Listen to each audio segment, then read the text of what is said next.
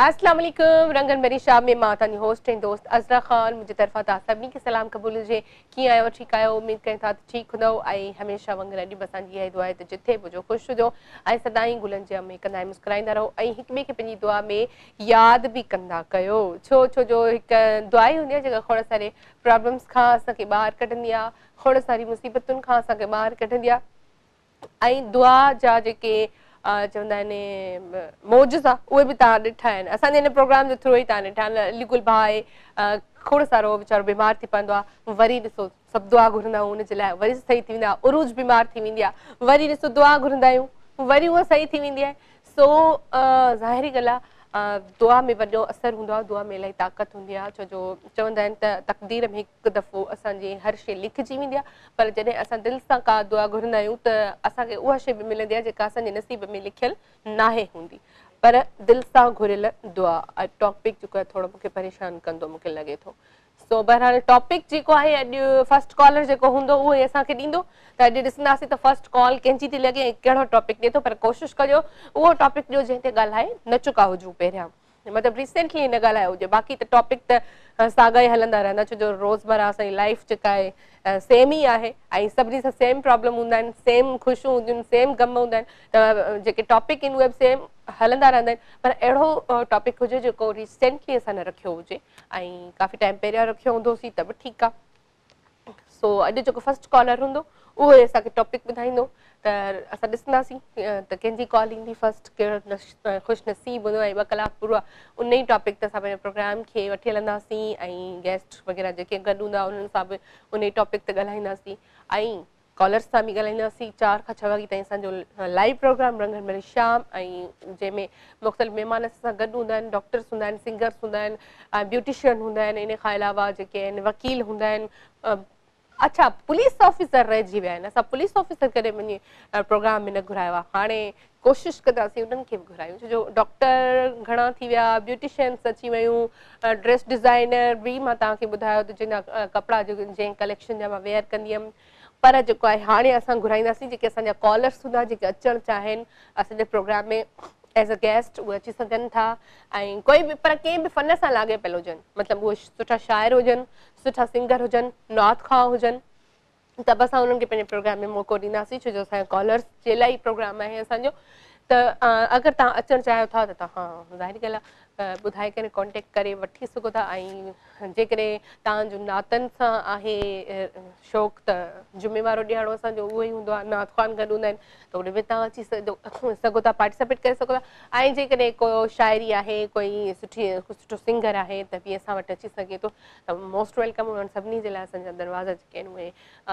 खुलियल आहिनि प्रोग्राम जा ऐं तव्हां अची सघो था ऐं ॿियो इहो आहे त पुलिस वारनि जे लाइ इन लाइ चयो छो जो मूंखे ईअं लॻे थो पुलिस वारा रहिजी विया आहिनि असांजे प्रोग्राम में कॾहिं कोई पुलिस ऑफिसर न आयो आहे त कोशिशि कंदासीं त कॾहिं तव्हां सां पुलिस ऑफिसर खे बि घुराइजे उनजी लाइफ ते बि ॻाल्हाइजे त असल में उन्हनि जी लाइफ छा हूंदी आहे ईअं जेका उन्हनि जी जॉब आहे उहा केतिरी टफ आहे केतिरी ज़िमेदारी आहे इन जॉब जी सो बहरहाल अॼु जो जेको टॉपिक आहे उहो असांखे फर्स्ट कॉलर ॿुधाईंदो जेको बि असांजो कॉलर हूंदो जिथां बि हूंदो उहो असांखे ॿुधाईंदो त अॼु असां टॉपिक कहिड़ो रखूं पंहिंजे प्रोग्राम में ऐं रोज़ को न को टॉपिक हूंदो आहे ऐं सभु उन ते सुठो ॻाल्हाईंदा आहिनि ऐं जेके कल्ह जंहिं कॉल न कई हुई उन में अलीगुल भाउ आहे उन में असांजा ॿिया खोड़ सारा कॉलर्स आहिनि जिन कॉल न कई त अॼु कोशिशि कयो कॉल कयो अच्छा कॉल आहे अच्छा वाह माशाल्लाह ऐं अलीगुल भाउ जी मतिलबु हयाती वॾी आहे मूंखे ख़बर बि न हुई फर्स्ट कॉल जेका आहे उहा अलीगुल भाउ जी आहे छो जो मां नालो बि उन्हनि जो खयो त उन्हनि खे वेलकम कंदासीं अस्सलाम वालेकुम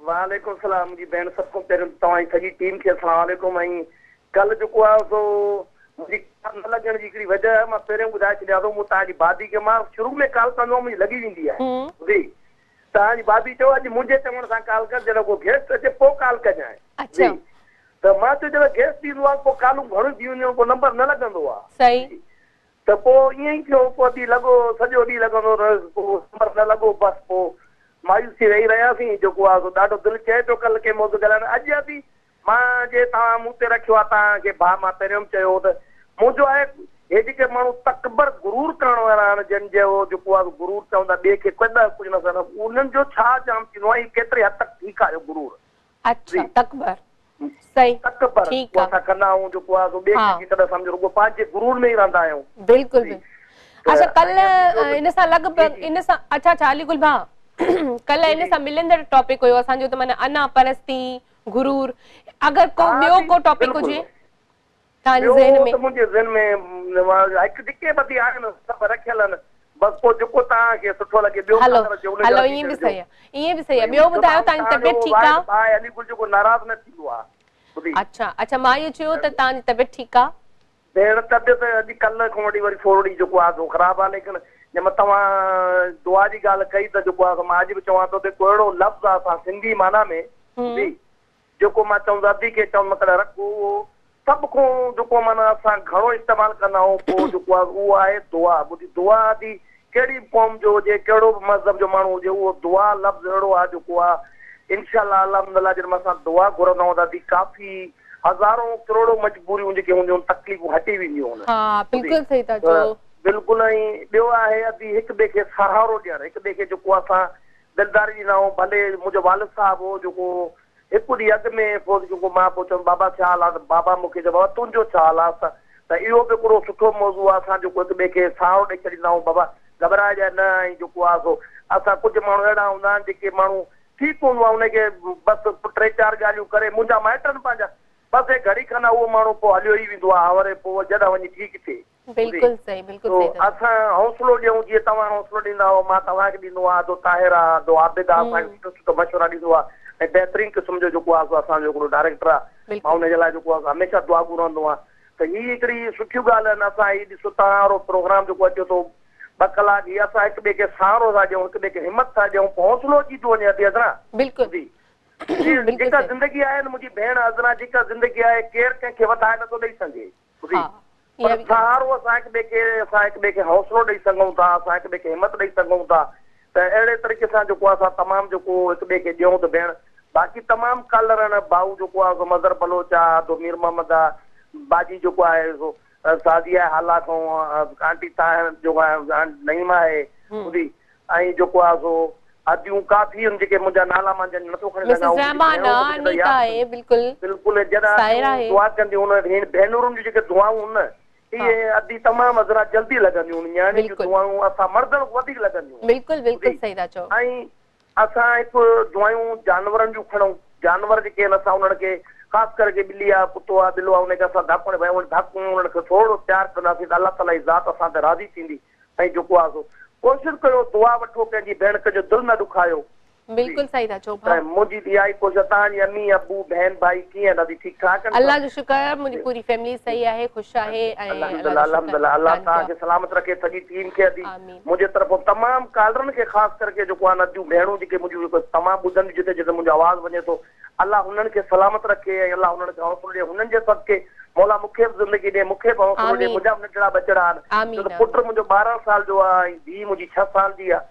त मां बि हिन जहान में जीअण चाहियां थो पर बीमारी कुझु अहिड़ी आहे पर हौसलो कोन हारींदो आहे तव्हां जूं तमामु घणी मुंहिंजी घरवारी जो मुंहिंजी जेको नंढड़ी आहे ऐं अली रज़ा मूंखे तमामु घणो साथ ॾींदा आहिनि मां केॾी बि तकलीफ़ हूंदो आहे पर जे मथां ईंदा आहिनि अदी दुआ घुरंदा आहिनि मां वरी उथी बीही रहंदो आहियां काफ़ी तकलीफ़ ख़तम थी वेंदी आहे अल्लाह जो शुक्र आहे बिल्कुलु बिल्कुलु ऐं असां दुआ दुआ में बिल्कुलु असर आहे ऐं दुआ जेका आहे अल्लाह ताला जो जेको पहिरियों लफ़्ज़ दुआ आहे अल्लाह चए थो मूंखां घुरो त सही तव्हां घुरण वारा छो मां त आहियां ई ॾियण वारो बेनाज़ जेॾी महिल चयो हो त अल्लाह त ॾियण वारा न मूं आहे भेण बिल्कुलु अल्लाह ख़ुशि रखे तव्हां सभिनि खे ऐं जेको आहे मां पहिरियों कलर आदि हौसलो ॾियण तो हिकिड़ो मौज़ू आहे अगरि केरु कंहिंखे हौसलो ॾिए त केतिरा त ठीकु आहे इहो बि ठीकु आहे पर जेको तव्हांखे सुठो लॻे मूंखां वधीक ॿियो कलर सुठो ॾिए त उहो रखी छॾियो बिल्कुलु सही था चओ भाउ बिल्कुलु सही ठीकु आख़िर में पहिरियों सभिनि खे सलाम चवंदुमि तव्हांखे यार मतिलबु तव्हांजी पूरी टीम खे मुंहिंजे अल्लाह ख़ुशि रखे ठीकु आहे तव्हांजी भाभी जे तरफ़ां अली रज़ा उमे फरवा जे तरफ़ां सभिनि जे तरफ़ां तव्हांजी पूरी टीम खे अदे ताहिर आबिद तव्हांखे अस्सलाम वालेकुम भेण वालेकुम सलाम थैंक यू भाउ थैंक यू सो मच ऐं अलीगुल भाउ जॾहिं बि ॻाल्हाईंदो आहे तमामु सुठो ॻाल्हाईंदो आहे हमेशह दुआऊं ॾींदो आहे ऐं दुआऊं वठंदो बि आहे छो जो असां सभु उनजे लाइ दुआ हूंदा आहियूं त अलीगुल भाउ हमेशह इंसानु आहे न कॾहिं कॾहिं माण्हू थोरो मायूस बि थी वेंदो आहे त शायदि ही मुंहिंजी बीमारी आहे या ही मसइलो आहे पर उन्हनि सां खोड़ सारे माण्हुनि जूं खोड़ सारे उन्हनि जूं दुआऊं गॾु आहिनि जिन जे सहारे छो जो चवंदा आहिनि दुनिया कंहिं न कंहिं जे सहारे हले पई। सो अली गुल भाउ जे लाइ असां इहो चवंदासीं त अलाह साईं तव्हांखे हमेशह पंहिंजे बचनि ॿारनि सां ख़ुशि रखे, अलाह साईं तव्हांखे वॾी ज़िंदगी ॾे, सिहत वारी ज़िंदगी ॾे, ऐं जेकी मुश्किलातूं आहिनि तव्हां जूं उहे पंजतन पाक जे सदके में दूर थी वञनि, आमीन। ऐं अली गुल भाउ जे पूरे ॻाल्हाइण मां हिकिड़ो असांखे टॉपिक मिली वियो। टॉपिक इहो आहे त एहसास, ॿियनि जो एहसास। इहो बि अली गुल भाउ जे ॻाल्हियुनि मां ई असां जेको आहे पिक कयो आहे लफ़्ज़, त एहसास जेसि ताईं न हूंदो आहे तेसि ताईं असां कंहिंजी बि हेल्प, कंहिंजी बि मदद नथा करे सघूं। छो जो जेसि ताईं इंसान खे एहसास न थींदो आहे कंहिं ॿिए जी तकलीफ़ जो, तेसि ताईं उनखे मतिलबु उहो माण्हू ॼण हूंदो बि आहे ॼण न हूंदो आहे। त तव्हांजी लाइफ में तव्हां पाण ॿियनि जो केतिरो एहसास कंदा आहियो? अॼु जो टॉपिक ई इहो ई आहे त तव्हां ॿियनि जो केतिरो एहसास कंदा आहियो? अगरि तव्हांजे वस में आहे कंहिंजी तकलीफ़ दूर करणु, त छा तव्हां कोशिशि कंदव त उहो तकलीफ़ असां दूर कयूं? काफ़ी माण्हू हूंदा आहिनि त तकलीफ़ दूर करण जे लाइ उन्हनि खे 5 मिंट बि न लॻंदा आहिनि, पर उन्हनि वटि एहसास न आहे हूंदो। एहसास न आहे हूंदो त उहे हेल्प बि न आहिनि कंदा, उहा तकलीफ़ दूर न कंदा आहिनि, करे सघंदा आहिनि। ऐं पर काफ़ी माण्हुनि जो एहसास जॾहिं मरी वेंदो आहे त पोइ उहे न करे सघंदा आहिनि। सो बहरहाल तव्हां वटि केतिरो एहसास आहे कंहिं ॿिए जो? कॉल आहे, कॉल वठंदासीं गुलशन हदीद खां। अंसार खोसो भाउ असां लाइन ते आहिनि, उनखे वेलकम कंदासीं। हेलो अस्सलाम वालेकुम। वालेकुम सलाम भेण याली मदद। मौला अली मदद भाउ, कीअं आहियो? ठीकु आहियो? सब ख़ैर लॻो पियो आहे भेण, जियूं पिया कराची में, तमामु सुठो प्रोग्राम पियो हले। अॼु अलीगुल बि ॻाल्हायो। जी जी बिल्कुलु। एहसास हिकिड़ी अहिड़ी शइ आहे, मां उन्हनि नवां पिया ॻोठ वञी रहियो हुयुसि, ॿारनि बचनि सां अमरा हिकिड़ो बीठो, हुननि जी गाॾी ख़राब थी वई। मां पंहिंजी गाॾी ॾींदीमांसि, मां चयो तूं मुंहिंजी गाॾी ते पंहिंजा ॿार छॾिया, पोइ मोटी अची मूंखे गाॾी ॾे। वाह वाह, ज़बरदस्त, माशाल्लाह। हा दी, तमामु सुठो प्रोग्राम पियो हले। मां तोखे गानो ॿुधाईंदुमि। गानो ॿुधाईंदो? ठीकु आहे, भले ॿुधायो। ओके ॿुधायो। मुंहिंजो भेण ॾिसनि पियो, भेण खे डेडिकेट थो कयां, कलर पंहिंजा आहिनि सभई कलर। ही दुख बि तंगी आसां माओ कारो वॻो लहे न पियो, चरियनि जहिड़ा थी हाल असांजा, अण बाण बावार वसांजा, वॾी यार तो कोशिश कयां मां, ओ कारो वॻो लहे न पियो। वाह वाह वाह। दुख बि तंगी आसां माओ कारो वॻो लहे न पियो। वाह वाह वाह, ज़बरदस्त ज़बरदस्त अंसार भाउ, बिल्कुलु तमामु सुठो गानो तव्हां ॿुधायो। थी दुख बि तंग विया असां मां, कारो वॻो लहे नथो। पर जेको आहे इहो बि मां चवंदी हलंदसि, कारो वॻो गम जी निशानी न आहे, इहो मिड़ई माण्हुनि ईअं चयो आहे।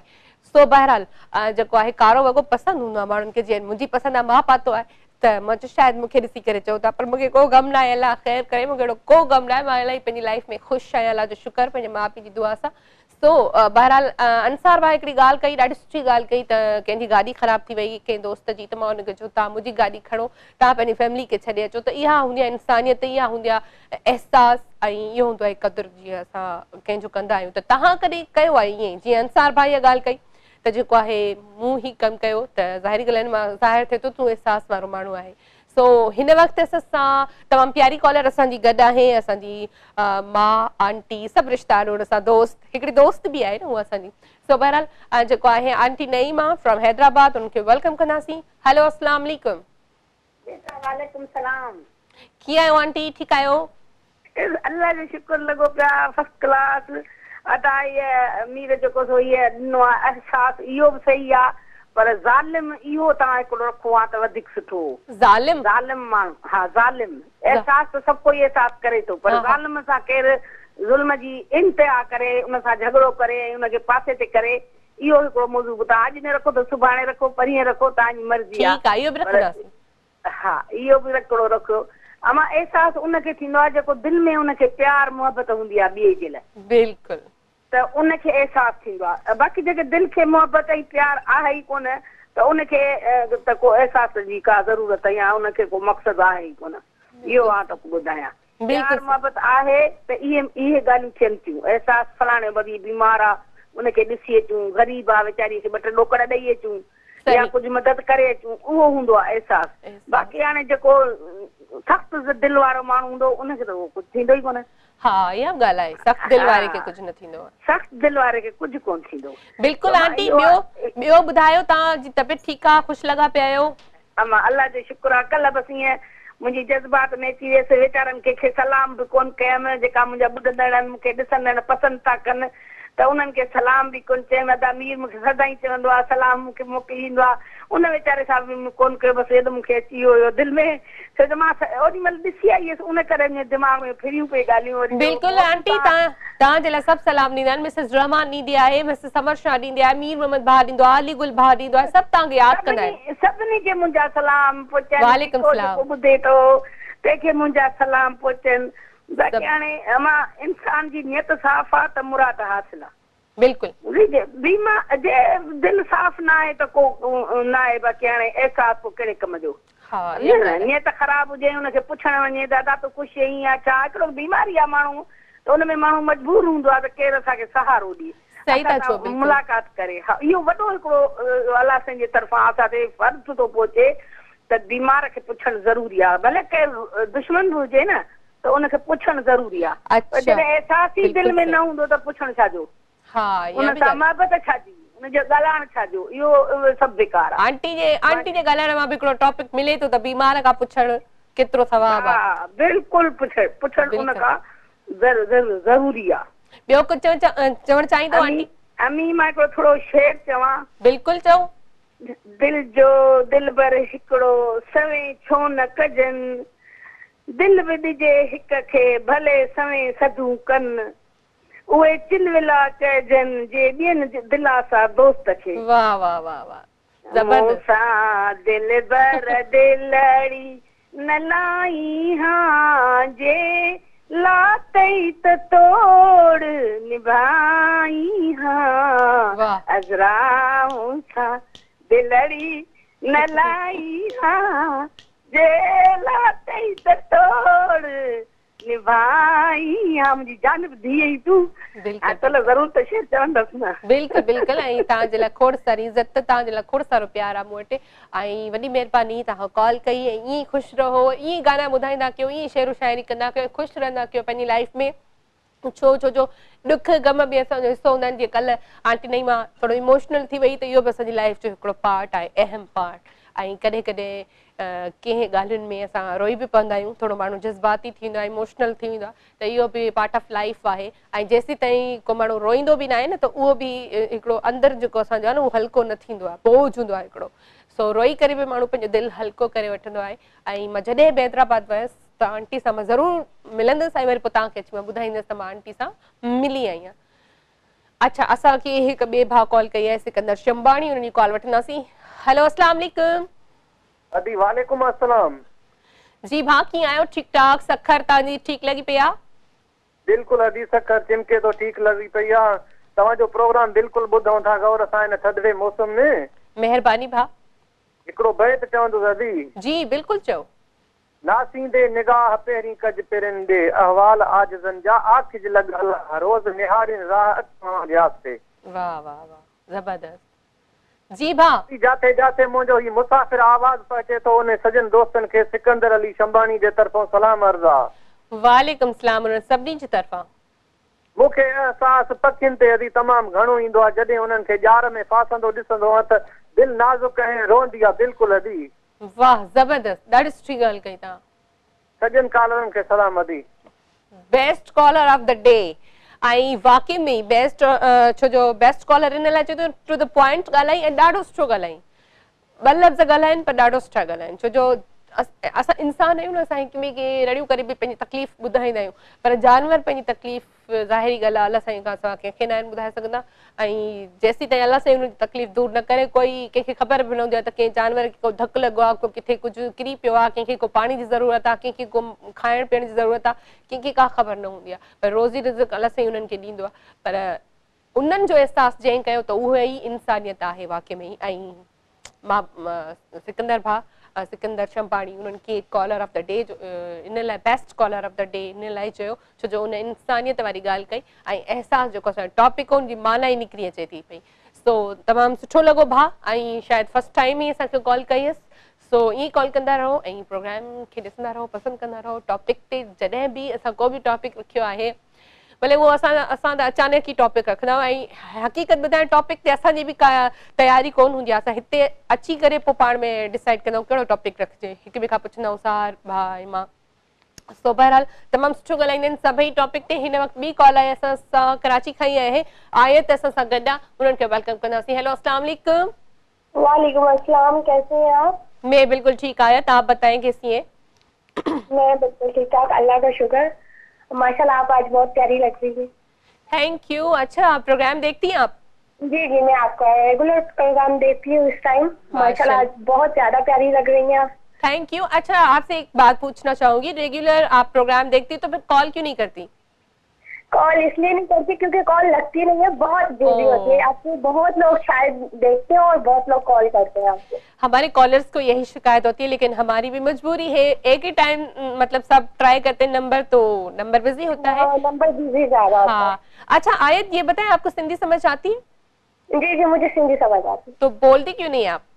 बस वो थोड़ी सही तरह आती नहीं है ना। थोड़ा बोलो मुझसे, थोड़ो गाला मूंसा सिंधी। हाँ, मां ॻाल्हायां थी। मां हिकिड़ी ॻाल्हि चवणु चाहियां थी, तव्हांजो हिकिड़ो ॾींहुं ड्रामो आयो हो। कहिड़ो ड्रामो? जज़्बात ड्रामो आयो हो। जज़्बात? अच्छा जी जी, मां चवां थी तव्हां हुननि जी टीम खे घुरायो ऐं ॾाढो बहितरीन ड्रामो आहे। अच्छा, थैंक यू आयत। और बताओ, और कुछ कहना चाहोगी? और क्या कहना चाहूंगी, बस बहुत अच्छा शो है और आप इसी तरह शो करते रहे और हम आपको हर रोज देखते रहे, आप मुस्कुराती रहे। अच्छा, टॉपिक सुना है आज का? जी जी, एहसास। क्या कहोगी? आजकल के दौर में एहसास है ही नहीं, पहली बात तो ये है। अच्छा, आप खुद का बताओ ना, आप कितनी एहसास वाली हो?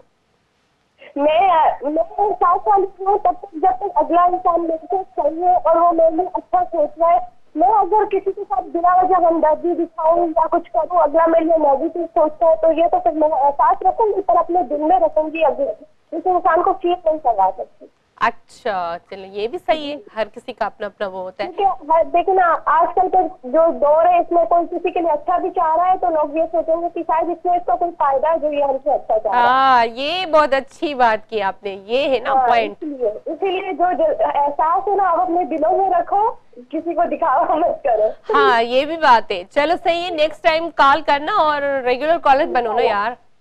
इंशाल्लाह। ओके आयत, जरूर घुराई जो आई असां उन्हनि खे ॾिसणु चाहियूं था। कंहिंखे ॾिसणु चाहियो था?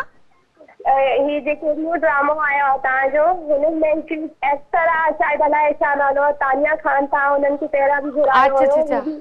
ठीक है, उमेर भुट्टो, तानिया खान। अच्छा, अब पूरी टीम के घुराईंदासीं हिकिड़े ॾींहुं बस। जी जी, जरूर घुराइजो। ओके, ॾाढी बहितरीन ड्रामो तो हले, रात में पहिरीं एपिसोड आयो, मां ॾिसियो हुयो। ओके ओके, इंशाल्लाह, जरूर। ओके आयत, थैंक यू। ओके, अल्लाह हाफिज़। अल्लाह हाफिज़, take care, bye bye and thanks for calling. ऐं जेको आहे तव्हां जीअं फरमाइश कई त पूरी टीम खे इंशाल्लाह ज़रूर घुराईंदासीं, जज़्बात जी टीम खे। ऐं सभिनी ड्रामे जी फर्स्ट किस्त ई हली आहे त तारीफ़ शुरू थी वई आहे, त मतिलबु ड्रामो जेको आहे कामयाबु वेंदो इंशाल्लाह। अच्छा, जेको आहे ब्रेक जो टाइम थियो आहे, ब्रेक ते हलंदासीं, ब्रेक खां पोइ वरी गॾु। वेलकम बैक, रंगन भरी शाम में एक दफ़ो ॿीहर तव्हां सभिनी खे भली कार कयूं था। ऐं असां सां गेस्ट बि गॾु आहिनि, जीअं त ब्रेक ते वञण खां पहिरीं मां तव्हांखे चयो, अॼु जेके गेस्ट गॾु आहिनि उहे वॾे कम जा माण्हू हूंदा, ज़ाहिरी ॻाल्हि आहे। छो जो असांखे जॾहिं को डॉक्टर हथु ईंदो आहे त कंहिं बि बीमारी जो डॉक्टर हुजे, पर असां हुन खां हर बीमारी जो पुछंदा आहियूं, हिन में छा कयूं, हुन में छा कयूं, पुछंदा घणो आहियूं पर अमल थोरो असां घटि कंदा आहियूं। पर अॼु जेको असांखे ॿुधायो वेंदो उन ते बराए महिरबानी अमल बि कजो। ऐं असां सां डॉक्टर साहिबा गॾु आहे, सो खोड़ सारा सवाल बि कजो। असां सां डॉक्टर साहिबा गॾु आहे शबाना नाज़, ऐं उन्हनि खे वेलकम कंदासीं असां। अस्सलाम वालेकुम डॉक्टर साहिबा। वालेकुम अस्सलाम। कैसी हैं आप? अच्छा, मैं चाहूँगी आप अपना पूरा जो इंट्रोडक्शन है वो खुद करवाएं। जी, बिस्मिल्लाहिर्रहमानिर्रहीम।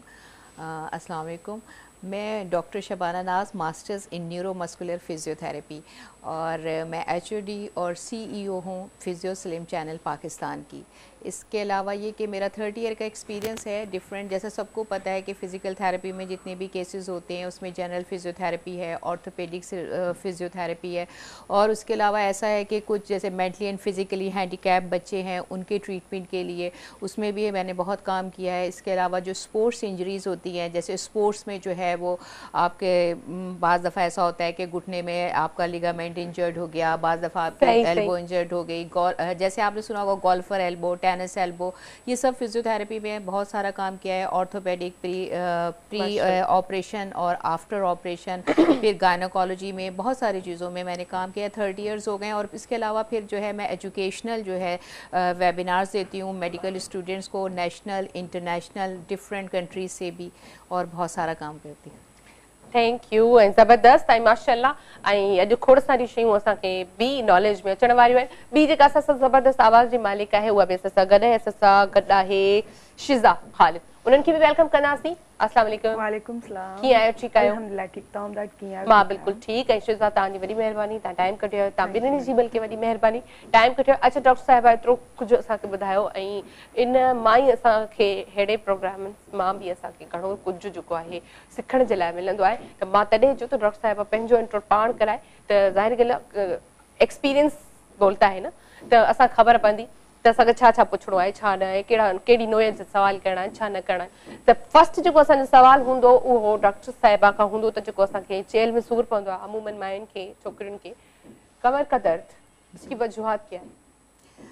देखिए, बैक पेन की जो बात करते हैं, कमर के दर्द की, तो उसमें डिफरेंट आती हैं कैटेगरीज। स्पेशली कुछ ऐसी आती हैं, जैसे अगर हम मेल्स की बात करते हैं तो उसमें डिफरेंट कॉजेज़ होते हैं। मेल्स में भी ऐसा होता है कि बाज़ दफ़ा बहुत ज़्यादा ओबिसिटी हो गई, आप बहुत ज़्यादा मोटे हो गए, वेट की वजह से क्या है, आपके ये जैसे पेट के मसल्स हैं, ऐसे आपके स्पाइन ने उन्हें पकड़ा हुआ है, ठीक है, और अब आपके पेट के मसल्स बड़े हो गए तो ये नीचे की तरफ जाते हैं। जब ये नीचे की तरफ जाते हैं तो आपकी स्पाइन के ऊपर प्रेशर आता है। एक तो वजह ये होती है कि ओबिसिटी हो गई, आपका वेट बहुत ज़्यादा बढ़ गया, स्पेशली लड़कों में। दूसरा, फीमेल्स में जो है आफ्टर प्रेगनेंसी भी ऐसा होता है कि औरतें जो हैं वो अपना केयर नहीं करती, क्योंकि डिलीवरी के बाद ऐसा होता है कि हमारे पेट के मसल्स जो हैं वो ढीले हो जाते हैं, और फिर और दूसरी चीज़ है वेट गेन इतना कर लेती हैं। ये तो दो मेन रीज़न है जिसकी वजह से बैक पेन होता है। इसके अलावा जो तीसरी रीज़न है वो जो बहुत ज़्यादा कॉमन है, एक फ़र्नीचर जो हम लोग यूज़ करते हैं अपने घरों में। ऐसा होता है कि अगर हम ने पढ़ाई करनी है, लैपटॉप पे कोई काम करना है, या कोई हमने टेलीफोन जो है वो उसको अटेंड करना है, तो हम क्या करते हैं, अपने बेड पे लेट के ये सारे काम कर रहे होते हैं। तो सबसे इम्पॉर्टेंट चीज़ ये होती है कि बेडरूम में टीवी नहीं होना चाहिए। ये एक कॉज़ है, बहुत बड़ा कॉज़ है कि लेट के टीवी देखना, मोबाइल सुनना, ये एक बड़ा कॉज़ है। उसके अलावा एक बहुत अहम जो कॉज़ है वो ये है कि हमारा मैट्रेस अगर आपका बहुत लूज़ हो गया, या आपका स्प्रिंग मैट्रेस है, तो आप जैसे लेटे हैं, आपकी स्पाइन को ऐसे सपोर्टेड होना चाहिए, फुली सपोर्टेड होना चाहिए। लेकिन क्या होता है, स्पाइन झूल जाती है। अगर आपका स्प्रिंग मैट्रेस है या अगर आपका जो है सॉफ्ट है, आपकी स्पाइन यूँ हो जाएगी और सारी रात आपकी स्पाइन के ऊपर प्रेशर रहेगा। तो ये भी वजह है। और उसके अलावा वजह जो है लैक ऑफ एक्सरसाइज, हमारा सेडेंट्री लाइफ स्टाइल, यानी ज़्यादातर हम बैठे रहते हैं, घंटों लेट के जो है वो हम टीवी देख रहे हैं, घंटों लेट के बातें कर रहे हैं मोबाइल, तो हमारे जो बैक है वो आहिस्ता आहिस्ता वीक होती चली जाती है। तो इसमें कोशिश यही करनी चाहिए, एक तो फर्नीचर अपना प्रॉपर करें, दूसरा एक्सरसाइज बहुत इंपॉर्टेंट है जो एक्सरसाइज। अच्छा, जैसे आपने कहा कि लेट के टीवी नहीं देखनी चाहिए जी, तो बैठ के जैसे होता भी है कि बैठ के देखना चाहिए, लेकिन अगर हम लेटे हुए देख भी रहे हैं तो कितना टाइम गुजर जाएगा कि तो क्योंकि देखिए असल में होता क्या है, हमारा मेडिकल का ये प्रिंसिपल है जो हम लोग ट्रीटमेंट करते हैं कि जब हमारी गर्दन 1 इंच आगे बढ़ती है, 1 इंच झुकती है, तो हमारी स्पाइन पे 10 पाउंड का वज़न आता है। तो आप ये देखें, अगर मैंने 5 मिनट भी अपनी स्पाइन मतलब झुकाई 1 इंच, तो इसका मतलब मैंने 10 पाउंड का वज़न अपनी स्पाइन पे रखा। मैं अपने हाथ में 10 किलो का वज़न पकड़ लूँ, सपोज़ आपने 10 पाउंड्स पकड़ा हुआ है, 5 मिनट्स के बाद आपके हाथ में दर्द शुरू हो जाएगा। बिल्कुल यही होता है कि स्पाइन में भी इसी तरह होता है कि अगर आप 5 मिनट भी बैठ रहे हैं, आप 10 मिनट भी बैठ रहे हैं और गलत पोस्चर में बैठ रहे हैं, अगर गलत पोस्चर में, तो फिर उससे ज़ाहिर है ऑटोमेटिकली आपकी पूरी, हमारी स्पाइन एक इंजीनियरिंग वर्क है हमारी बॉडी ना। अब आपकी गाड़ी है, उसकी अलाइनमेंट जो है थोड़ी सी डिस्टर्ब हो जाती है। आप देखिए, एक व्हील अगर ख़राब हो तो बाकी के 3 व्हील भी ख़राब हो जाते हैं। इसी तरह से जब हम अपनी बॉडी की बात करते हैं, लेटने की बात करते हैं, तो उसमें भी यही होता है कि हम एक दफ़ा गलत काम कर रहे हैं तो उसके साथ एसोसिएटेड प्रॉब्लम्स शुरू हो जाते हैं, नेक के और बहुत सारे। अच्छा, कहा जाता है कि ज़्यादातर बैठने से भी, जैसे 8 घंटे ड्यूटी हो गई तो बैठने का काम है, तो उससे भी कमर का दर्द होता है। जी बिल्कुल, उसमें होता ये है कि हम लोग अक्सर जो पेशेंट्स को जो काउंसलिंग करते हैं या उनको बताते हैं, हमारा मकसद ये होता है कि कोई भी पेशेंट, आप सब लोगों के थ्रू भी ये एक मैसेज जाना चाहिए कि आपने कोई भी पोजीशन, ना सिर्फ लेटना बल्कि बैठना, खड़ा होना, कोई भी पोजीशन जो है वो 15 मिनट से ज़्यादा आपने नहीं रखनी। 15 मिनट 20 मिनट के बाद अगर आप लेटे हुए हैं तो बैठ जाएँ, अगर आप बैठे हैं तो आप जो है थोड़ा सा वॉक कर लें। तो इस तरह आपकी बॉडी पे कम्प्लीटली जो है वो कंटिन्यूसली प्रेशर नहीं आता आपके जॉइंट्स पे। तो थोड़ी थोड़ी देर के बाद जो है 15-20 मिनट के बाद कोई भी पोजीशन है उसको आपने चेंज करना होता है। ये मतलब एक बहुत की पॉइंट है जिससे आप बहुत सारी डिजीजेज, बहुत सारे जॉइंट पेन से बच सकते हैं। अच्छा, मतलब कंटिन्यूअसली नहीं बैठना, हमें थोड़ा सा मूव करना है जी। तो अच्छा, मैं तो अब डर रही हूँ, 2-2 घंटे बैठी रहती हूँ मैं यहाँ पे रोज। लेकिन आपने सवाल तो बहुत जीनियस किया कि मतलब बहुत कम लोग ऐसा सवाल पूछते हैं जो मेडिकल से रिलेटेड ना हो, और वो ये सवाल पूछे कि हमें कितनी, ये बहुत बहुत ज़बरदस्त सवाल है और मेरा ख्याल है इससे बहुत सारे लोगों को फ़ायदा भी होगा। मतलब सवाल वो होना चाहिए जिससे किसी को फ़ायदा हो। Thank U. अच्छा, ॿियो इहो हूंदो त प्रेगनेंसी जॾहिं मायुनि खे थी वेंदी आहे त उन खां पोइ बि जेके चेल्ह जे सूर जी, कमर जे सूर जी दवाऊं कंदियूं आहिनि, त डॉक्टर साहिबा वेठी आहे, उन्हनि खां पुछंदासीं प्रेगनेंसी के बाद भी बाज़ औक़ात औरतें जो है वो यही शिकायत करती है ना कि हमें जो है कमर में दर्द है, तो उसके लिए फिर उनको क्या करना चाहिए, कैसे बच्चे? जी बिल्कुल, असल में होता ये है, देखिए ज़रा हमारे यहाँ ऐसा है कि अवेयरनेस जो है ना सबसे इम्पॉर्टेंट चीज़ होती है अवेयरनेस। हमारे यहाँ अवेयरनेस नहीं है लोगों को, क्योंकि जो अच्छे डॉक्टर्स हैं या अच्छे हॉस्पिटल्स हैं वो बाकायदा जो फीमेल्स होती हैं बिफ़ोर जो है उनको डिलीवरी, उनको बाकायदा जो है एक्सरसाइजेज़ हैं, कुछ ऐसे प्रोग्राम्स हैं, कुछ ऐसी पोजीशंस हैं जो कराई जाती हैं। अब आप ये देखें हमारे यहाँ तो इतना नहीं होता, लेकिन सिर्फ अच्छे हॉस्पिटल्स तक ये महदूद है कि बाकायदा फिजियोथेरेपी, एक्सरसाइज, कीगल एक्सरसाइज कहते हैं उसको, वो कराते हैं। अब जो, क्योंकि हमारे यहाँ फीमेल्स का क्या है, पहले झाड़ू देती थी, पोछा लगाती थी, ये सारे काम होते थे जिससे उनके मसल्स ऑटोमेटिकली स्ट्रॉन्ग होते थे। अब हमारे यहाँ की जो बच्चियाँ हैं या फीमेल्स हैं वो इतना ज़्यादा, ज़ाहिर है इस तरह का काम नहीं होता फीमेल्स के लिए। हमारे यहाँ नौकर हैं, मेड्स हैं, या फिर वो रेस्ट में चले जाते हैं। तो अब जो फिजियोथेरेपी में कराया जाता है या जो हॉस्पिटल में, बल्कि इवन के फॉरेन कंट्रीज़ में भी ये होता है कि बिफ़ोर प्रेगनेंसी जो है ये एक्सरसाइज कराई जाती हैं ताकि पेशेंट के मसल्स जो है, और उसमें बाकायदा आप यकीन कीजिए पोछा जैसे लगाते हैं ना वो वाली एक्सरसाइज, जैसे हमारे यहाँ झाड़ू लगाई जाती है, जंप करा जाता है जैसे हम लोग पोछा लगाने के लिए करते हैं, तो इस टाइप की जो है वो एक्सरसाइजेस कराई जाती हैं जिससे उनके मसल्स इतने स्ट्रॉन्ग हो जाते हैं। एक तो वो डिलीवरी में भी फिर आसानी होती है, बहुत कम केसेस ऐसे होते हैं जिसमें कॉम्प्लिकेशन हो या खुदा ना खास्ता सी सेक्शन के चांसेस भी कम होते हैं। तो और आफ्टर फिर जब आपके ये कॉम्प्लिकेशन नहीं होगी, ऑटोमेटिकली आपको फिर बैक पेन या इससे एसोसिएटेड दूसरे दर्द नहीं। तो कोशिश यही करें कि आप एक्टिविटी अपनी हमेशा जो है बिफोर डिलीवरी और आफ्टर डिलीवरी एक्टिविटी जो है वो फीमेल्स ना छोड़ें। अच्छा, आपने कहा बिफोर और आफ्टर जो है ना वो बंदे को मतलब उसको जो औरत प्रेगनेंसी के दौरान मतलब वो एक्टिव रहना चाहिए, लेकिन हमने ये भी सुना है भाई अपनी दादियों से, अम्मियों से कि भाई रेस्ट करो, ये करो कि वो करो, फिर वो उसी में आ जाती है, बेड पे पड़ी रहती है। वो असल में होता ये है कि शुरू का जो फर्स्ट ट्राइमेस्टर होता है ना, फर्स्ट ट्राइमेस्टर यानी 3 महीने, उसमें तो बच्चियों को कहा जाता है या फीमेल्स को भी कहा जाता है कि आप 3 महीने में थोड़ा रेस्ट करें, फिर आहिस्ता आहिस्ता जो है स्लोली जो है वो उनको अपनी मूवमेंट, बल्कि लास्ट ट्राइमेस्टर में तो उनको मूवमेंट की बहुत ज़रूरत होती है, जो उल्टा हो जाता है, फीमेल्स मूव ही नहीं करती। जब भी तो आजकल कॉम्प्लिकेशन है, सी सेक्शन आप देखें कितने सारे प्रॉब्लम्स आ रहे हैं आजकल। मतलब 3-4 महीने के बाद आप कंटिन्यू जो भी बल्कि उन 3 महीनों में भी जी कर सकती हैं बिल्कुल, कोई वो नहीं है, एहतियात के साथ। भाई 3-4 महीननि खां पोइ पोचो बुहारी झाड़ू शुरू करे सघंदा कयो पयूं बेड ते भई असां त नथा करे सघूं। सो बहरहाल जेको आहे असां सां डॉक्टर साहब कॉल भी है, हमारी प्यारी कॉलर है उरूज, उसकी कॉल लेते हैं। हेलो, अस्सलाम वालेकुम उरूज। वालेकुम अस्सलाम, आप जानिए कैसी हो?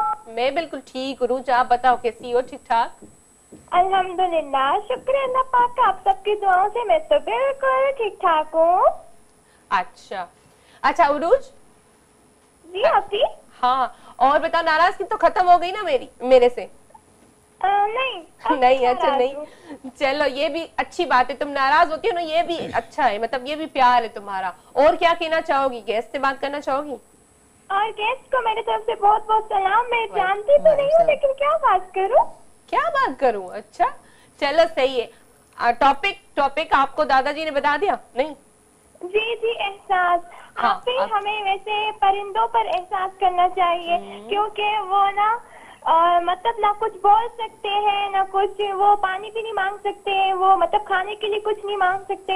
तो हमें चाहिए उनके लिए एहसास करें, अपने छत में उनके लिए पानी किसी कटोरी में रखें और बाजरे जो है वो वहाँ पर मतलब रखें परिंदों के लिए। जबरदस्त, बहुत अच्छी बात कही उरूज, बहुत अच्छी। और कुछ?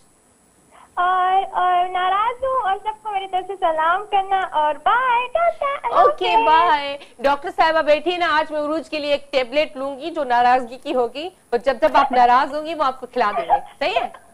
ओके आप भी ठीक है, फिर मैं जब आपके घर आऊंगी ना फिर मुझे दे देना। ओके ओके ओके, मैं ले लूंगी आज इनसे। अल्लाह हाफिज, थैंक यू थैंक यू। ऐं असांजी प्यारी कॉलर उरूज, ऐं तव्हां जीअं ख़बर आहे उरूज हमेशह नाराज़ हूंदी आहे, पर उनजी नाराज़गी में बि इहो ई प्यार आहे। सो जेको आहे शिज़ा असां सां गॾु आहे, शिज़ा खां पुछंदासीं पंहिंजो कैरियर कीअं स्टार्ट कयनि, कॾहिं खां कयनि? जी शिज़ा। मां एक्टिंग खां KTN खां ई स्टार्ट कयो हुयो, जी सुबुह बि मुंहिंजो मॉर्निंग शो में हुयमि। मां KTN खां ई सर असांजो प्यारो डायरेक्टर आयुब दाद अजी लतीफ़ ड्रामे खां स्टार्ट कयो हुयो, जीअं मीडिया जो इन मुंहिंजो हुयो हितां खां थियो हुयो, ऐं उन खां बाद में सिंगिंग जी दुनिया में अची अच्छा, मतलब पहिरियां त एक्टिंग कई? जी जी एक्टिंग कई। एक्टिंग खे कंटिन्यू न कयो तव्हां? न बस जेको चवंदा न नसीब में हूंदो आहे उहो ई मिलंदो आहे रस्तो, त इहो ई मूंखे अची वियो हथु, त इन जे थ्रू ई मां एक्टिंग जे थ्रू ई सिंगिंग में अची वियो। त तव्हां मीडिया में मतलब छा सोचे करे आयो त मूंखे एक्टर थियणो आहे या सिंगर? मूंखे एक्टिंग मतलब शौक़ु न, त मूंखे एक्टर थियणो आहे, उहो बि थी वियसि, बाद में शौक़ु थियो सिंगर थियणु। ओहो, मतलब पंहिंजा सभु शौक़ पूरा करे छॾिया। सिंगिंग लाइ हिकिड़ो प्रॉपर आवाज़ खपंदो आहे, वरी उस्ताद खपंदो आहे। त तव्हांखे कॾहिं फील थियो या कंहिं तव्हांखे रियलाइज़ करायो त तव्हां हिकु सुठे आवाज़ जो मालिक आहियो? अच्छा, मतलब शौक़ु हुयो, ठीकु आहे। उनखां बाद में मुंहिंजे उहो बि एक्टर ई आहे ज़ोया बलोच, ठीकु आहे न, ज़ेबा बलोच सॉरी, उन मूंखे चयो तव्हां न सिंगिंग कयो, मां बि कयां पई, तव्हां बि कयो। दोस्त बि सुठी मुंहिंजी भेण वांगुरु हुई, चलो ठीकु आहे। उहा स्टूडियो ते वठी वई, स्टार्ट कयो रियाज़ वग़ैरह जीअं सिस्टम प्रॉपर न, पर शुरूआत में मूंखे ख़बर कोन हुई त सिंगिंग स्टार्ट कीअं कबी आहे, रियाज़ छा आहे या इहो कुझु बि ख़बर कोन हुई। पोइ बाद में मतिलबु आहिस्ते आहिस्ते एल्बम थियो। बिल्कुलु आहे, उस्ताद आहे नज़ीर सेन समूह। अच्छा, उन्हनि खां मतलब। अच्छा, रियाज़ जी जीअं तव्हां चओ पहिरियां मूंखे ख़बर न हुई, त हाणे तव्हां ॿुधायो, हाणे तव्हां ख़बर पइजे रियाज़ छा हूंदो आहे? अच्छा, हाणे मूंखे ख़बर पइजी वई आहे रियाज़ छा हूंदो आहे, पर मतिलबु छा आहे, मां कंटिन्यू न पई कयां न, रियाज़ बि जेको आहे कंटिन्यू न पई कयां, ऐं उन खां अलावा जीअं बसि अॼुकल्ह म्यूज़िक ते एल्बम तयारु आहिनि उहे पई कयां। अल्हम्दुलिल्लाह महफ़िल तमामु सुठी करे वेंदी आहियां, पर उहे हाल फ़िलहाल मतिलबु बंदि आहिनि। रियाज़ जे नाले चवंदा आहिनि त इहा मतिलबु हिकिड़ो असांजे गले जी सफ़ाई हूंदी आहे, गले जी सफ़ाई हूंदी आहे। कंदा कीअं, हिकु दफ़ो ई कयो या 10 दफ़ा कयो, पर कीअं कंदा आहिनि मूंखे इहो ॿुधायो। अच्छा, मतिलबु ईअं आहे, सॼे ॾींहं में अगरि हिकु दफ़ो ई करिणो आहे न, जहिड़े टाइम ते जेको टाइम मिले उन ते करणु बाजे ते ई कंदा आहियूं। सरगम जीअं हूंदा आहिनि, हाणे हुजे त मां तव्हांखे ॿुधायां। मूंखे असल में इहा ख़बर आहे, इन लाइ पई ज़ोर ॾेई पुछां, मूंखे इहा ख़बर आहे त चवंदा में इलाही लाउडली जेके आवाज़ हूंदो आहे, जिगरी आवाज़, हा, खर्ज में आवाज़ हूंदो आहे, उहो तव्हां कयो। पंहिंजो हर कंहिंजो पंहिंजो स्केल आहे, सुर आहे, उन ते जेतिरे ताईं उहो सेटअप थिए। अच्छा, हिन वक़्त ताईं केतिरा एल्बम अची चुका आहिनि? 12 माशाअल्लाह, ज़बरदस्त भई। मां 2017 खां स्टार्ट कयो हुयो, त हाणे त 2021 आहे, 12 करे वई। त 2021 लाइ कुझु नओं आहे? न फ़िलहाल मतिलबु शादी करे छॾी त सोचे छॾियो बेकअप करणो आहे, मीडिया का अलविदा करणो आहे। हाणे वरी शादी खां पोइ वरी तव्हां इन थे आयो? न, मतिलबु बेकअप करणो, ख़तम करणो सिंगिंग खे। हा, अच्छा, वाह वाह, ज़बरदस्त। चलो सही। ऐं जेको आहे ब्रेक जो बि टाइम थियो आहे, डॉक्टर साहिबा सां गॾु आहे ऐं शिज़ा गॾु आहे, खोड़ सारी कचहरी मिलंदी, खोड़ सारा ख़ूबसूरत ट्रैक्स बि ॿुधंदासीं, पर वठूं था ब्रेक खां पोइ। Welcome back. ठंगन भरी शाम में एक दफ़ो ॿीहर तव्हां सभिनी खे भली कार कयूं था। डॉक्टर साहिबा सां गॾु आहे, शिज़ा गॾु आहे, असांखे ख़ूबसूरत ट्रैक ॿुधाईंदी। ऐं गॾोगॾु असांजा तमामु प्यारा कॉलर बि गॾु आहिनि। हिन वक़्त बि असां सां तमामु प्यारी कॉलर गॾु आहे, हाला खां शाज़िया, उन्हनि खे वेलकम कंदासीं। हेलो, अस्सलाम वालेकुम। वालेकुम सलाम Azra, thank you so much, तव्हां वेलकम चयो, मुंहिंजो पंहिंजो प्रोग्राम आहे, तव्हां मूंखे वेलकम चयो, ॾाढी ख़ुशी थींदी आहे, महिरबानी तव्हांजी। कीअं आहियो शाज़िया, ठीकु आहियो? अल्हम्दुलिल्लाह, तव्हां ॿुधायो अज़रा, तव्हां कीअं आहियो? मां बिल्कुलु ठीकु। भला गुम थी वञी थी त पोइ सभु यादि कनि था न, सभु कॉलर्स से हो शाज़िया काॾे हली वई, शाज़िया कॉल नथी करे।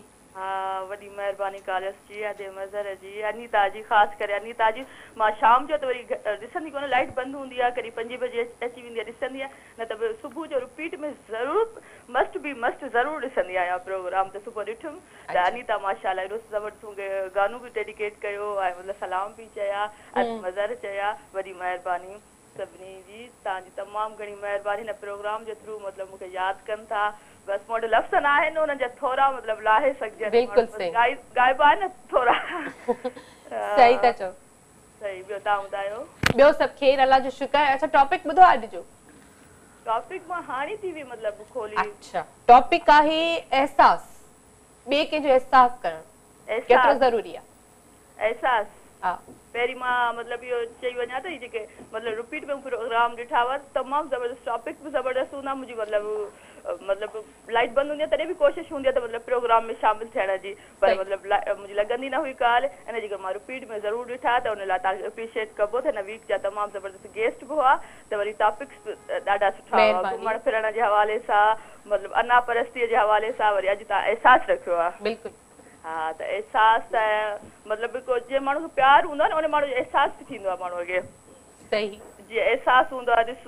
मतिलबु जीअं छा चइजे खणी अहसासु थींदो आहे न माण्हूअ खे कंहिंजो मतिलबु कंहिंसां प्यारु हूंदो आहे उन माण्हू जो अहसासु बि थींदो आहे बिल्कुलु सही था चओ पर प्यार जंहिंसां न बि हूंदो आहे त बि असां कॾहिं कॾहिं कंहिंजा हालात ॾिसी करे कंहिंजी हालत ॾिसी करे बि अहसासु थींदो आहे जंहिंखे इंसान करणु खपे न अहसासु मतिलबु हिकिड़ो जज़्बो आहे सही हा इंसान में मतिलबु हिकिड़ो अहसास जो जज़्बो हुअणु खपे त उहो असां मतिलबु इंसान में त हुअणु खपे इंसान में त लाज़मी आहे त अहसासु करणु खपे मतिलबु जीअं ग़रीब माण्हू थी विया उन्हनि जी हेल्प करण जो अहसासु जीअं पखियुनि खे मतिलबु कुझु अन्न पाणी ॾियण जो अहसासु अहिड़ी टाइप जा मतिलबु अहसासु करणु खपे माण्हूअ खे ॾाढो सुठो जवाबु ॾिनो तव्हां ॿियो कुझु चवणु चाहींदा ऐं जेके सिंगर वेठी आहे जी बि डॉक्टर बि वेठी आहे डॉक्टर खां हिकिड़ो मतिलबु मां इम्पोर्टेंट सवाल करणु चाहींदुसि थोरो मतिलबु मूंखे ख़बर न आहे छा जी डॉक्टर पर मतिलबु ईअं ई मां थोरो वॉक जे हवाले सां मतिलबु सवाल करणु चाहींदुसि त ॾिस वॉक तो इंसान करे ज़रूरी आहे असांजे लाइ वॉक करणु तमामु घणी ज़रूरी आहे त वॉक करण खां पहिरीं मतिलबु छा वापराइजे ऐं वॉक करण खां पोइ मतिलबु छा खाइजे केतिरो टाइम वॉक कजे सुबुह जो टाइम कजे शाम जो टाइम कजे टाइमिंग छा हुअणु खपे अच्छा मतिलबु वॉक असां कयूं था पर उनजो फ़ाइदो कहिड़े टाइम ते सही हा फ़ाइदो कहिड़े टाइम ते ऐं ॿियो डाइट कहिड़ी आहे जेका हा सिंगर आई आहे उनखे बि फरमाइश आहे त कोई मतिलबु सिंधी सॉन्ग ॿुधाए असांखे सही सही ऐं शाज़िया मतिलबु होशियारु आहे सवाल सुठो कयो अथसि सुठो कयो ऐं मूंखे मतिलबु इहो बि पुछिणो त कंहिंखां इंस्पायर थी करे मतिलबु हुन ॻाइणु शुरू कयो आहे ठीक है पुछंदासीं इंशाल्लाह वरी का लगंदे इंशाल्लाह ॻाल्हाईंदासीं ओके शाज़िया थैंक यू अल्लाह हाफ़िज़ अच्छा डॉक्टर साहिबा का सवाल हुयो वॉक जो हम करते हैं कि जैसे हमें कहा भी जाता है वॉक सबको पता है कि हमारी सेहत के लिए बहुत अच्छी बात होती है करनी चाहिए लेकिन उनका सवाल था कि वॉक किस टाइम करनी चाहिए और वॉक से पहले क्या खाना चाहिए और बाद में क्या खाना चाहिए अच्छा जी देखिए वॉक जो है वो बहुत इम्पॉर्टेंट है क्योंकि हमारा जो हम लोग WHO हमारी वर्ल्ड हेल्थ ऑर्गेनाइजेशन है वो हमारे लिए चीज़ें रिकमेंड करती है जो हमारी हेल्थ के लिए इम्पॉर्टेंट होती हैं तो WHO जो रिकमेंड करती है उसके हिसाब से 30 मिनट्स यानी 30 मिनट की जो वॉक है 5 डेज़ इन अ वीक यानी 5 दिन आपने हफ्ते में करनी है और आप 30 मिनट किसी भी तरह से निकालें अच्छा उसमें ये कोई इम्पॉर्टेंट नहीं है कि आप या तो सुबह में करें या शाम में लेकिन डिपेंड ये करता है कि जो टाइम भी आपको कन्वीनियंट हो और खाने के आधे घंटे के बाद आप कर सकते हैं ज़रूरी अच्छा हम लोगों ने ये एक रखा है आपको एक और चीज़ बताऊं आप लोगों ने बड़ा अच्छा इन्होंने भी सवाल किया और ये ऐसी चीज़ है जो सब लोगों को मैं कहना चाहूँगी आपके थ्रू एक मैसेज देना चाहूँगी कि अब जैसे कोविड आ गया है कोविड में भी ये है कि कुछ लोग ऐसे हैं जैसे आर्थराइटिस यानी जोड़ों के दर्द के मरीज़ हैं या हार्ट पेशेंट हैं या डायबिटिक पेशेंट हैं अब हुआ ये है कि कोविड की वजह से सारे पार्क्स बंद हो गए तो लोगों ने ये बहाना सोच लिया कि भाई अब हमने बाहर नहीं निकलना हमने वॉक नहीं करनी तो देखें जितने भी इस तरह के लोग हैं जो डिफरेंट डिजीज़ के डिफरेंट बीमारियों के साथ तो उनमें दवाइयाँ जो हैं वो असर करती हैं लेकिन उसके साथ साथ आपकी वॉक और एक्सरसाइज बहुत अहम है अगर आपने वॉक और एक्सरसाइज नहीं की और सिर्फ मेडिसिन पे हैं तो हार्ट पेशेंट हैं डायबिटिक हैं या जोड़ों के दर्द के मरीज़ हैं तो उनकी कंडीशन जो है वो इतनी बेहतर नहीं होगी हो सकता है उनको कोई प्रॉब्लम और बढ़ जाए तो कोशिश आप ये करें कि आप अपनी वॉक जो है अपनी एक्सरसाइज 30 मिनट्स की जो है वो अपने घर में करें आप अपनी छत पे करें अपने कमरे में करें और अगर टीवी लाउंज है उसमें कर लें किसी भी जगह मतलब आपने 30 और अक्सर देखें आप जो एक्सरसाइजेज हैं अगर आप फॉलो करते हो जॉन फोंडा की बात करते हैं तो वो वॉशरूम में खड़े होकर 20 मिनट्स की वॉक करते हैं तो बहुत सारी ऐसी चीज़ें हैं जो आप घर में कर सकते हैं अच्छा इसमें किसी डाइट की ज़रूरत नहीं आप हाँ हाइड्रेटेड रहें बहुत ज़्यादा पानी पिए बिफोर एक्सरसाइज आफ्टर एक्सरसाइज और फिर ये भी नहीं कि आप इतने खुदा ना खास्ता अगर आप डायबिटिक पेशेंट हैं और आप वॉक पे निकल गए, आपकी शुगर लो हो गई, आप अपनी बाकायदा प्रॉपर अपना खाना खा के, अगर आप डायबिटिक पेशेंट हैं, अपनी मेडिसिन हर चीज़ का ख्याल करते हुए फिर आप वॉक करें। और इसमें कोई चीज़ ज़रूरी नहीं है कि आपने ये डाइट लेनी है। हाँ, अलबत्ता सिर्फ जो डायबिटिक पेशेंट हैं, हार्ट पेशेंट हैं, उनको चाहिए कि थोड़ा सा खुदा ना खासा बीपी लो ना हो जाए, अल्लाह ना करे शुगर लेवल आपका लो ना हो जाए, थोड़ा जरूरी है खाना। हाँ, वो थोड़ा सा खा लें, अपने डाइट मेंटेन रखें जी। अच्छा, जवाब जो है डॉक्टर साहिबा खां सां वठो, ॾाढो सुठो ॾिसो केॾे सुठे तरीक़े सां जेको आहे सम्झाए पई ऐं ॿुधाए पई, ऐं अहिड़ा बि घटि डॉक्टर मिलंदा आहिनि जेके तव्हांखे एॾे सुठे तरीक़े सां सम्झाइनि। सो बहरहाल शिज़ा आहे, शिज़ा खां ख़ूबसूरत ट्रैक बि ॿुधंदासीं ऐं पोइ असांजी कचहरी में 4 चंड लॻी वेंदा। छा ॿुधाईंदो? सिधी सोच आहे पूरी टीम खे, KTN जी पूरी टीम खे डेडिकेट बि कयां। ओके।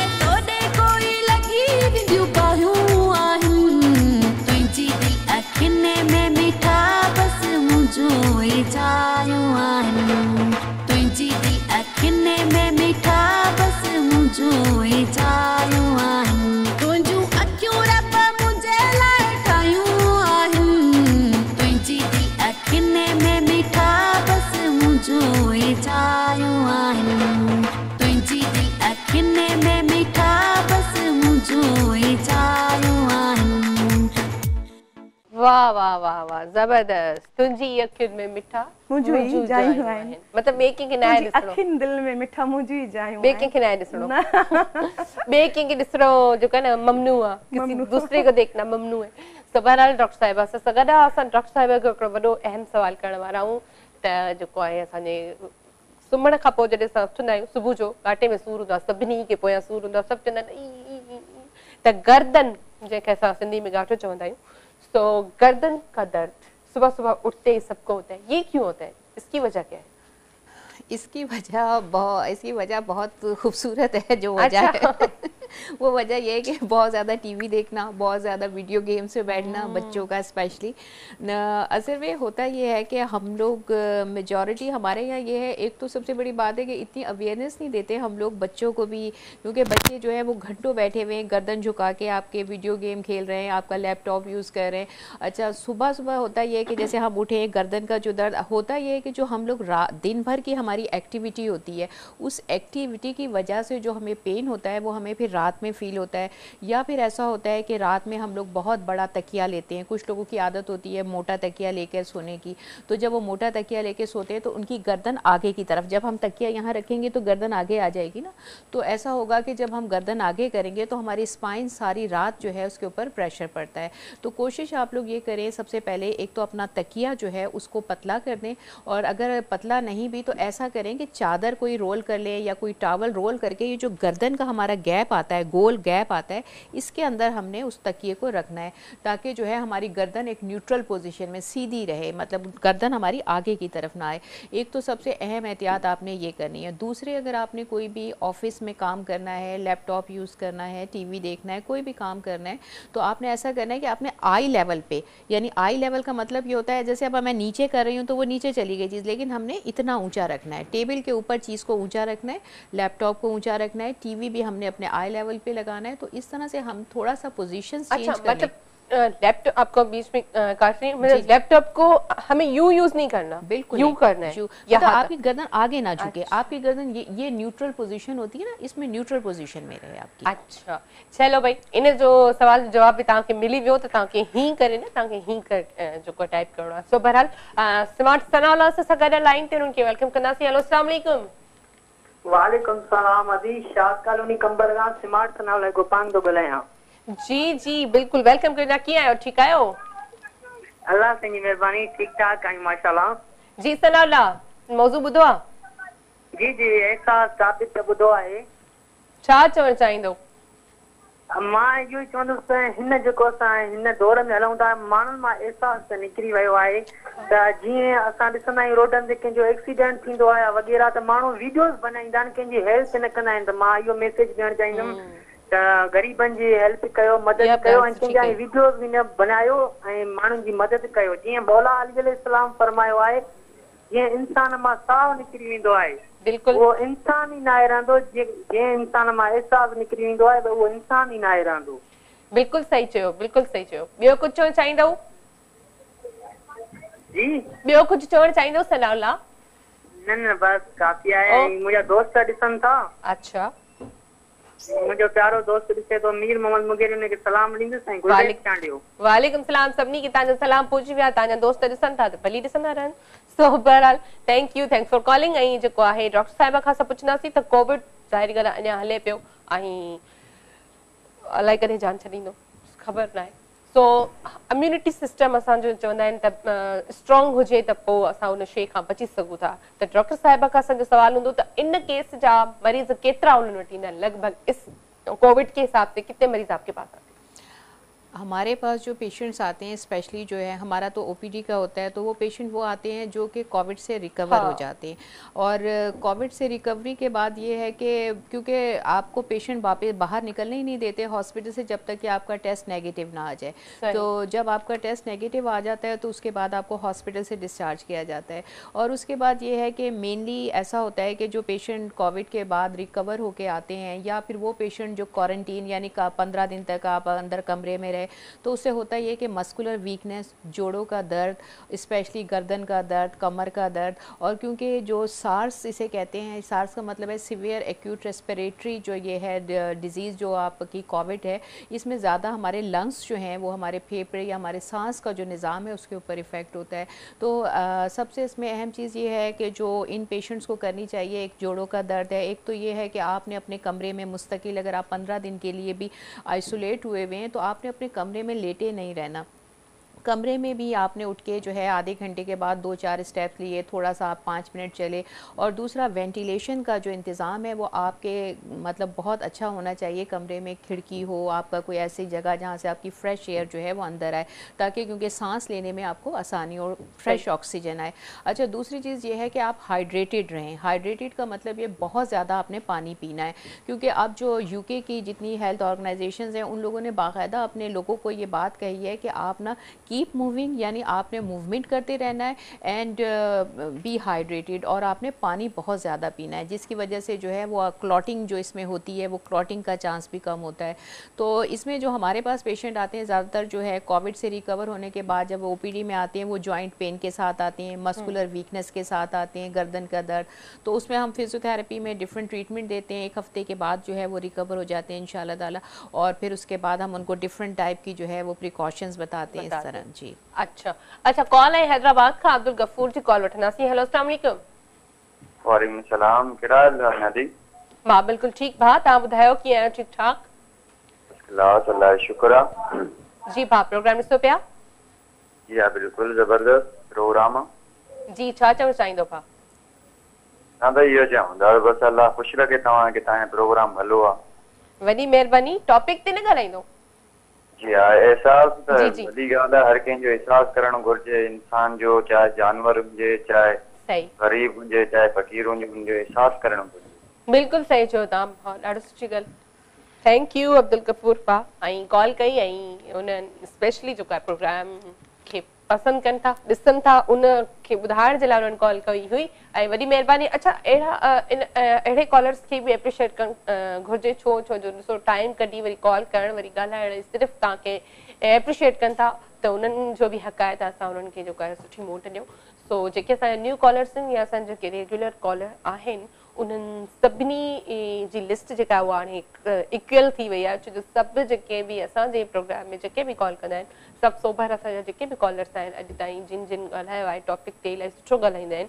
सो बहरहाल डॉक्टर साहिब सां गॾु असां पुछंदासीं त इंसान कॾहिं कॾहिं असांजा हथ पेर जेके आहिनि सुन थी वेंदा आहिनि, ऐं कॾहिं हिकिड़ो दफ़ो थिए त चलो असां उनखे ध्यानु न ॾींदा त चलो ठीकु आहे, कंहिं बि वजह सां थी विया हूंदा, पर अमूमन सुन थी वञनि त उनजी वजह छा हूंदी आहे ऐं छो थींदा आहिनि?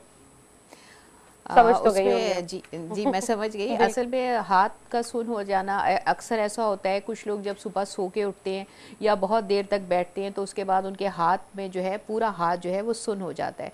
अब डिपेंड ये करता है कि इसमें अगर आपकी गर्दन के, इसका मतलब ये होता है कि आपके हाथ में तकलीफ़ नहीं है, इसमें ये होता है कि आपकी गर्दन के जो मोहरे हैं उससे हमारे गर्दन के मोहरों में से 2 नसें, आप नर्व्स कह लें, वो दोनों साइड पे हमारे हाथों में जाती हैं और कमर से जो है वो हमारे पैर में जाती हैं।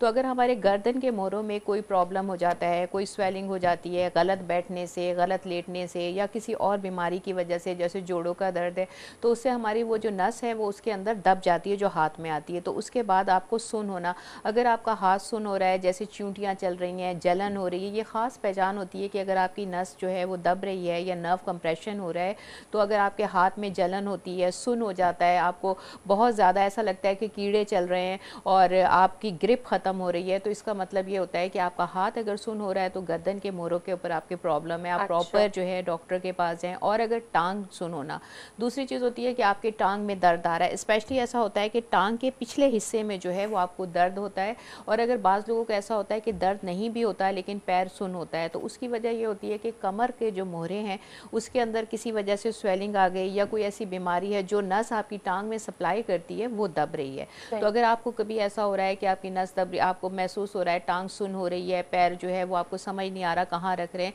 तो इसमें आप फ़ौरन अपने डॉक्टर से कंसल्ट करें और उसका प्रॉपर जो है वो एग्जामिनेशन करवाएं। सही, बिल्कुल सही चयो। ऐं जेको आहे असां सां लाड़काने खां बि कॉलर आहिनि गुलनिसा, सॉरी, सो जेको आहे कॉल वठंदासीं। हेलो, अस्सलाम वालेकुम। हेलो अस्सलाम वालेकुम। गुलनिसा कीअं आहियो? ठीकु आहियो? अल्लाह शुक्र आहे, तव्हां ॿुधायो? मां बिल्कुलु ठीकु आहियां। अच्छा जी शीज़ा जी शिज़ा खिले पे अच्छा तव्हांजो मतिलबु शिज़ा तव्हां सुञाणे थी मूंखे मुंहिंजी कज़न आहे, मां गुलनिसा जे नाले सां सुञाणो अथई न?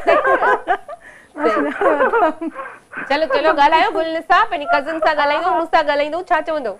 न न तव्हां सां ॻाल्हाईंदासीं, बिल्कुलु बिल्कुलु। जी छा चवंदो? उन सां ॻाल्हाईंदो, उनखे गानो ॾियो। बिल्कुलु ॻाल्हायो, पहिरियों त पंहिंजी कज़न सां। घर में टाइम नथो मिले लाड़काणी में, हिते ॻाल्हाईंदी। चलो ॻाल्हायो। ॾिसां बि थी, ॻाल्हाए बि थी न। ठीकु आहे, ॻाल्हाए वठो। पहिरियां खिली था वठो सभई, सही आहे? असां उहो बि खिलनि था सभु। पहिरियां जेको आहे न गुलनिसा भला खिली वठो। न न बिल्कुलु बिल्कुलु तव्हां ॻाल्हायो। अच्छा तव्हां पंहिंजी कज़न लाइ कॉल कई आहे त उन सां ॻाल्हायो त मां तव्हांखे टीवी ते ॾिसां थी, सुठी पई लॻी किनी पई लॻी, छा पई करी, रुगो खिलो पिया? न मां तव्हांजी रोज़ ट्राई कंदी आहियां, न लॻंदी, अल्लाह शुक्र आहे जो लॻी वई शीज़ा करे शायदि। अच्छा वाह वाह ज़बरदस्त। ब्रेक जो बि टाइम थिया, जल्दी जल्दी ॻाल्हायो। जी जी जी जी जी छा चवंदो? तव्हांजी कज़न सुठो ॻाईंदी आहे? हा अल्लाह शुक्र आहे, सुठो ॻाल्हाईंदी, कंदी आहे, सुठी आहे। कंहिं चयो त सुठो? कंहिं चयो त सुठो ॻाईंदी आहे? कंहिं चयो आहे सुठो ॻाईंदी आहे? मां पाण मूं वटि न सॉन्ग्स आहिनि, ॻाल्हाईंदा आहियूं कबे सां, मूं वटि अथसि। अलाए कंहिंजा सॉन्ग ॿुधाईंदी आहे तव्हांखे, असांखे तंहिं महिल ॿुधाईंदा, असां न वणियो। अरे छो केरु ॿुधाई तव्हांखे? मां चवां थो चई ॿुधायव। अच्छा न न तमामु सुठी सिंगर आहे ऐं तमामु सुठी आहे, पाण बि इलाही प्यारी आहे, क्यूट आहे। अच्छा कज़न सुठी आहे शिज़ा या सिंगर सुठी आहे? जी शिज़ा जेका आहे उहा कज़न सुठी आहे या सिंगर सुठी आहे? ॿई सुठी माशाअल्लाह। सुठी आहे। अच्छा मतिलबु तव्हांजी पाण में फ्रेंडशिप बि आहे, मतिलबु ॿधी करे आया आहियो, सही? हा। ॿियो कुझु चवणु चाहींदो? ॿियो कुझु चवणु चाहींदो? बसि हुनखे चओसि गानो सॉन्ग्स ॿुधाए। न मां न चवंदीमांसि, छो चवांसि? उहो बि पाण ॻाल्हाए, मां चवांसि। अच्छा चलो ॻाल्हायोसि त। हा बिल्कुलु, गाननि जे लाइ आहियूं। पुछोसि कहिड़ो गानो? कहिड़ो गानो जेको ॿुधायो मां ॻायां। हाँ प्यार तो डोर दुआ गोर थिया तो मेहरबानी साईं। छो ॾिनो अथई सॼो प्यार जो गोर थी खोले। चलो गुलनिसा ब्रेक जो टाइम थियो आहे, thank you so much, thanks for calling. ऐं ॾाढो सुठो लॻो तव्हां सां ॻाल्हाए, ऐं ईअं कॉल कंदा रहो, पर जेको एॾो प्यार न ॾींदी करे, रुगो खिले पे, रुगो खिले पे। सो बहरहाल खिलण बि सुठो आहे। ब्रेक जो टाइम थियो आहे, ब्रेक वठंदासीं, ब्रेक खां पोइ वरी ॻाल्हाए। वरी शाम एक दफ़ो ॿीहर सभिनी खे भली कार कयो, एॾो जल्दी क्यों ॾिननि, मूंखे त ख़बर ई कोन पई, त लाइव पियो वञो। बहरहाल कॉल आहे, कॉल वठंदासीं। हेलो अस्सलाम वालेकुम। वालेकुम सलाम अदी। जी अदा रफ़ीक छाजो भाउ कीअं आहियो? उमरकोट खां। जी जी भाउ कीअं आहियो? ठीकु आहियो? अल्हम्दुलिल्लाह, हरी अल्लाह जी महिरबानी आहे। ॿुधायो? अल्लाह जो शुक्र। भाउ प्रोग्राम ॾिसो पिया? जी जी अदी हींअर पहुंतासीं घर, हींअर टीवी ऑन कई आहे, मुंहिंजो प्रोग्राम ॾिसूं पिया अदी। मेहरबानी भाउ। अॼु असांजो मौज़ू आहे एहसास। जी अदी। एहसास, एहसास, ॿियनि जो एहसास करणु। अच्छा जी अदी एहसास सुठो मौज़ू आहे। एहसास हुअणु खपे। एहसास खां सवाइ इंसान कहिड़ो, उहो इंसान कहिड़ो जंहिंमें एहसास न हुजे। बिल्कुलु। तव्हां पाण केतिरो कंदा आहियो एहसास ॿियनि जो? अदी मूंखे त इहो नालो एतिरो प्यारो लफ़्ज़ लॻंदो आहे जो मूं पंहिंजे फर्ज़नि जो नालो एहसास रखियो आहे। वाह वाह वाह ज़बरदस्त माशाअल्लाह। एहसास खां सवाइ कुझु कोन आहे। एहसास कजे पंहिंजे हाल सारूं, बिल्कुलु वॾाई न कजे। ॿियो छा चवणु चाहींदो भाउ? ॿियो अदी सभु ख़ैर ख़ैरियत, तव्हां ॿुधायो भेण? सभु ख़ैर, अल्लाह जो शुक्र। तव्हां ॿाहिरि जी दुआऊं। अच्छा अदी ओके भाउ, थैंक यू भाउ, thank you, thanks for calling. ऐं वाकई में एहसास जेको आहे उहो ज़रूरी आहे। एहसास खां सवाइ इंसान जेको आहे उहो अधूरो हूंदो आहे, छो जो जेसिताईं असां कंहिं ॿिए कंहिंजो एहसास न आहे हूंदो त असांजो बि कोई न कंदो आहे, छो जो मकाफ़ात अमल आहे इहा दुनिया। सो बहरहाल डॉक्टर साहिबा सां गॾु जंहिंखे बि जेको आहे हॾनि जो कुसूर अथव, गोॾनि जो, चेल जो ऐं गर्दन जो, त तव्हां डॉक्टर साहिब खां सवाल पुछी सघो था, छो जो ज़ाहिरी ॻाल्हि आहे अॼुकल्ह त नंढी उमिरि में ई जेको आहे सभु को शिकायत कंदो आहे त मूंखे गोॾनि में बि सूरु पए थो, टंगुनि में बि पए थो, चेल में बि सूरु पए थो ऐं गर्दन में भी पए तो। अच्छा हिकिड़ो सवाल मुझे जहन में अचे तो, कहा जाता है कि जब शादीशुदा कोई औरत होती है तो उसको ये सारी प्रॉब्लम्स मतलब शादी के बाद बच्चों के बाद होती है, लेकिन अनमेरिड जो लड़कियां हैं उनके साथ भी ये प्रॉब्लम है, मतलब कमर दर्द, जोड़ों का दर्द, तो इसकी क्या कोई खास वजह है? उसकी वजह में ये है कि अगर जैसे बच्चों में है, यंगस्टर्स में है, उसकी वजह विटामिन डी जो है आजकल हमारे यहाँ, क्योंकि जो हम एशियंस हैं हमारा इतना ज़्यादा, अब देखें ज़्यादातर अब हमारे घर जो हैं फुली कवर्ड है, हमारा सन से एक्सपोजर यानी धूप में जाना हमारा कम हो गया है। सही। तो इसमें एक वजह यह है कि विटामिन D3 जो बहुत इंपॉर्टेंट है हमारे लिए, विटामिन D3 के बहुत सारे फंक्शन हैं हमारी बॉडी में, लेकिन सबसे अहम फंक्शन जो है वो एक तो वो कैल्शियम एब्जॉर्प्शन में हमारी हेल्प करता है, सेकंड ये है कि वो हमारा इम्यून सिस्टम यानी हमारी बॉडी का वो मदाफती सिस्टम यानी वो फोर्स ऐसी होती है जो हमारी बॉडी का ऐसा पुलिस सिस्टम जिसे कह रहे हैं, जो हमारी बॉडी में आने वाली हर बीमारी या हर इन्फेक्शन को अंदर से फाइट करता है ताकि हमारी जो बॉडी है वो स्ट्रॉन्ग रहे। तो हमारा विटामिन डी का कम होना जो है वो मेन फैक्टर है। दूसरा जो हम ग़िज़ाएँ खाते हैं आजकल, आप ये देखें जंक फूड्स हैं, एसिडिक फूड हैं, जैसे पिज़्ज़ा है, बर्गर है, क्रैकर्स हैं और ये फिज़ी ड्रिंक्स हैं जितनी भी हम लोग लेते हैं, इनकी वजह से भी क्या है हमारा बहुत सारे ऐसे फैक्टर्स हैं, जैसे यूरिक एसिड लेवल जो है वो भी हमारा आगे पीछे होता है। यूरिक एसिड की वजह से भी दूसरा फैक्टर है जो हमारा पेन अक्सर महसूस होता है लोगों को। तीसरा जो है वो जैसा मैंने आपको बताया कि हमारा गलत किस्म से बैठना, गलत पॉस्चर जिसे हम कहते हैं अपनी बॉडी का, गलत पोजीशन में बैठना, नरम सोफ़ों पे, घुसे हुए सोफ़ों पे बैठना, ये सबसे ख़तरनाक है। नरम गद्दा जो है वो आपके लिए बहुत ख़तरनाक है। जब कभी भी आप अपने घर में बैठें हमेशा डाइनिंग चेयर जैसे है वो मतलब थोड़ी सख्त होती है, आप उस पर बैठें और आपका मैट्रेस जो है वो, या अगर आप महंगा मैट्रेस नहीं भी ले सकते, बहुत सारे ऐसे लोग हैं जो अफोर्ड नहीं कर सकते, वो 25,000 40,000 तक के हैं, तो हम उन पेशेंट्स को बताते हैं जो लकड़ी का तख्त पोश है वो बहुत अहम है, जो पहले हर घर में हुआ करता था लकड़ी का तख्त पोश, आपको पता है। और आप देखें पहले इस ज़माने में आपको कमर का दर्द इतना मिलता भी नहीं था। अब आजकल जितने हम हाई टेक्नोलॉजी की तरफ जा रहे हैं उतना ही ज़्यादा जो है वो, आप देखें हम नरम सोफ़े कितने लेते हैं, नरम सोफ़े पे सारा दिन बैठ के टीवी देखते हैं, उसकी वजह से भी देखें यंगस्टर लड़कियां तो स्पेशली, बच्चे तो आजकल पढ़ रहे हैं, लेटे हुए हैं और पढ़ रहे हैं, बिस्तर पे लेट के पढ़ते हैं, बिस्तर पे सोफ़े पे लेट के। कभी भी आपने नहीं देखा होगा कोई भी यंगस्टर को आपने देखा हो कि वो प्रॉपर टेबल चेयर पे पढ़ रहा हो, ऐसा नहीं होता। यही सारी रीजंस हैं यंगस्टर्स में। आप एक तो विटामिन डी जो है वो, अब आप अगला क्वेश्चन करें इसके बाद मैं आपको बहुत अहम चीज़ बताना चाहूँगी कि विटामिन डी को हम किस तरह से बूस्ट कर सकते हैं हम सब लोग। ये एक छोटी सी ऐसी टिप्स हैं जो आम आदमी के लिए हैं, जो आम घर में रहने वाले लोगों के लिए हैं, कि महंगे टेस्ट की ज़रूरत नहीं, आपको महंगी महंगी दवाओं की ज़रूरत नहीं। कुछ ऐसी चीज़ें हैं जो सिंपल कुदरत ने हमें अता की हैं, जो हम करें तो हमारा इम्यून सिस्टम स्ट्रॉन्ग होगा, विटामिन डी इन्हेंस होगा और इंशाल्लाह ताला हम हर तरह की बीमारियां, जो ग्लोबल पेंडेमिक जैसे आजकल ये कोविड है, इसकी नई टाइप्स आ रही हैं, ये सारी चीज़ें उन्हीं लोगों को अटैक करती हैं जिनका इम्यून सिस्टम या अपना बॉडी जो है वो कमज़ोर है। और बॉडी में कमज़ोरी की एक वजह विटामिन डी की डेफिशिएंसी जो है वो बहुत अहम है। अच्छा, इसी पे हम बात करेंगे कंटिन्यू, लेकिन एक कॉल लेते हैं। हेलो, अस्सलाम वालेकुम। वालेकुम सलाम मैडम।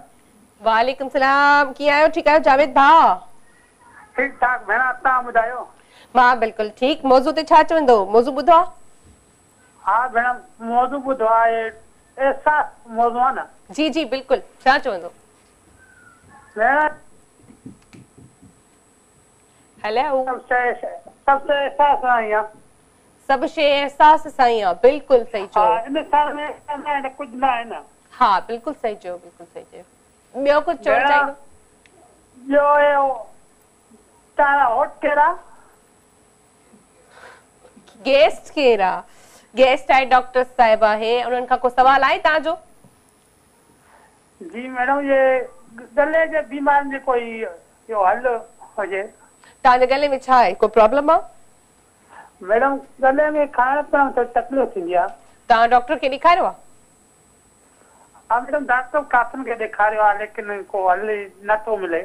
अच्छा चलो ठीक है, ओके, दवा वरिती आहे। ओके ओके भा, अल्लाह हाफिज़ जावेद भा, थैंक यू। अच्छा, मुझे गले में थोड़ा प्रॉब्लम आहे त डॉक्टर साहब गले जी तो ना है, पर वरी भी पूछी वठूं था। वो कह रहे खाने पीने में थोड़ा प्रॉब्लम होता है, मैंने दवाई भी ली है लेकिन उससे ठीक नहीं हो रहा, तो उनको क्या करना चाहिए? देखिए, गले में दर्द की कई रीज़न हो सकती है। हो सकता है उनको टॉन्सिलाइटिस है, फेरेंजाइटिस है, अब डिपेंड करता है उनकी क्या प्रॉब्लम है, मतलब किस तरह से तकलीफ होती है। अमूमन जो है फेरेंजाइटिस या टॉन्सिलाइटिस वगैरह ही होगा उनको, जो कह रहे हैं खाना खाने में तकलीफ होती है।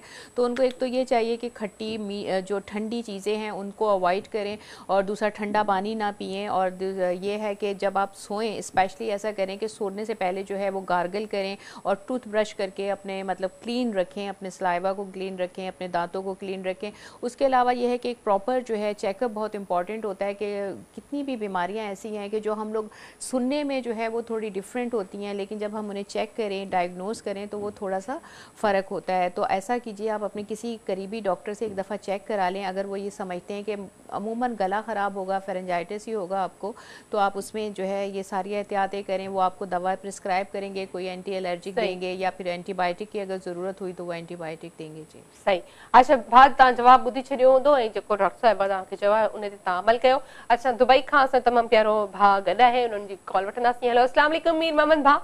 वालेकुम अस्सलाम रहमतुल्लाहि व बरकातहू। वरी तव्हां कीअं आहियो? ठीक ठाक आहियो? अल्लाह जो शुक्र भाउ, मां ठीक। तव्हां ॿुधायो कीअं आहियो?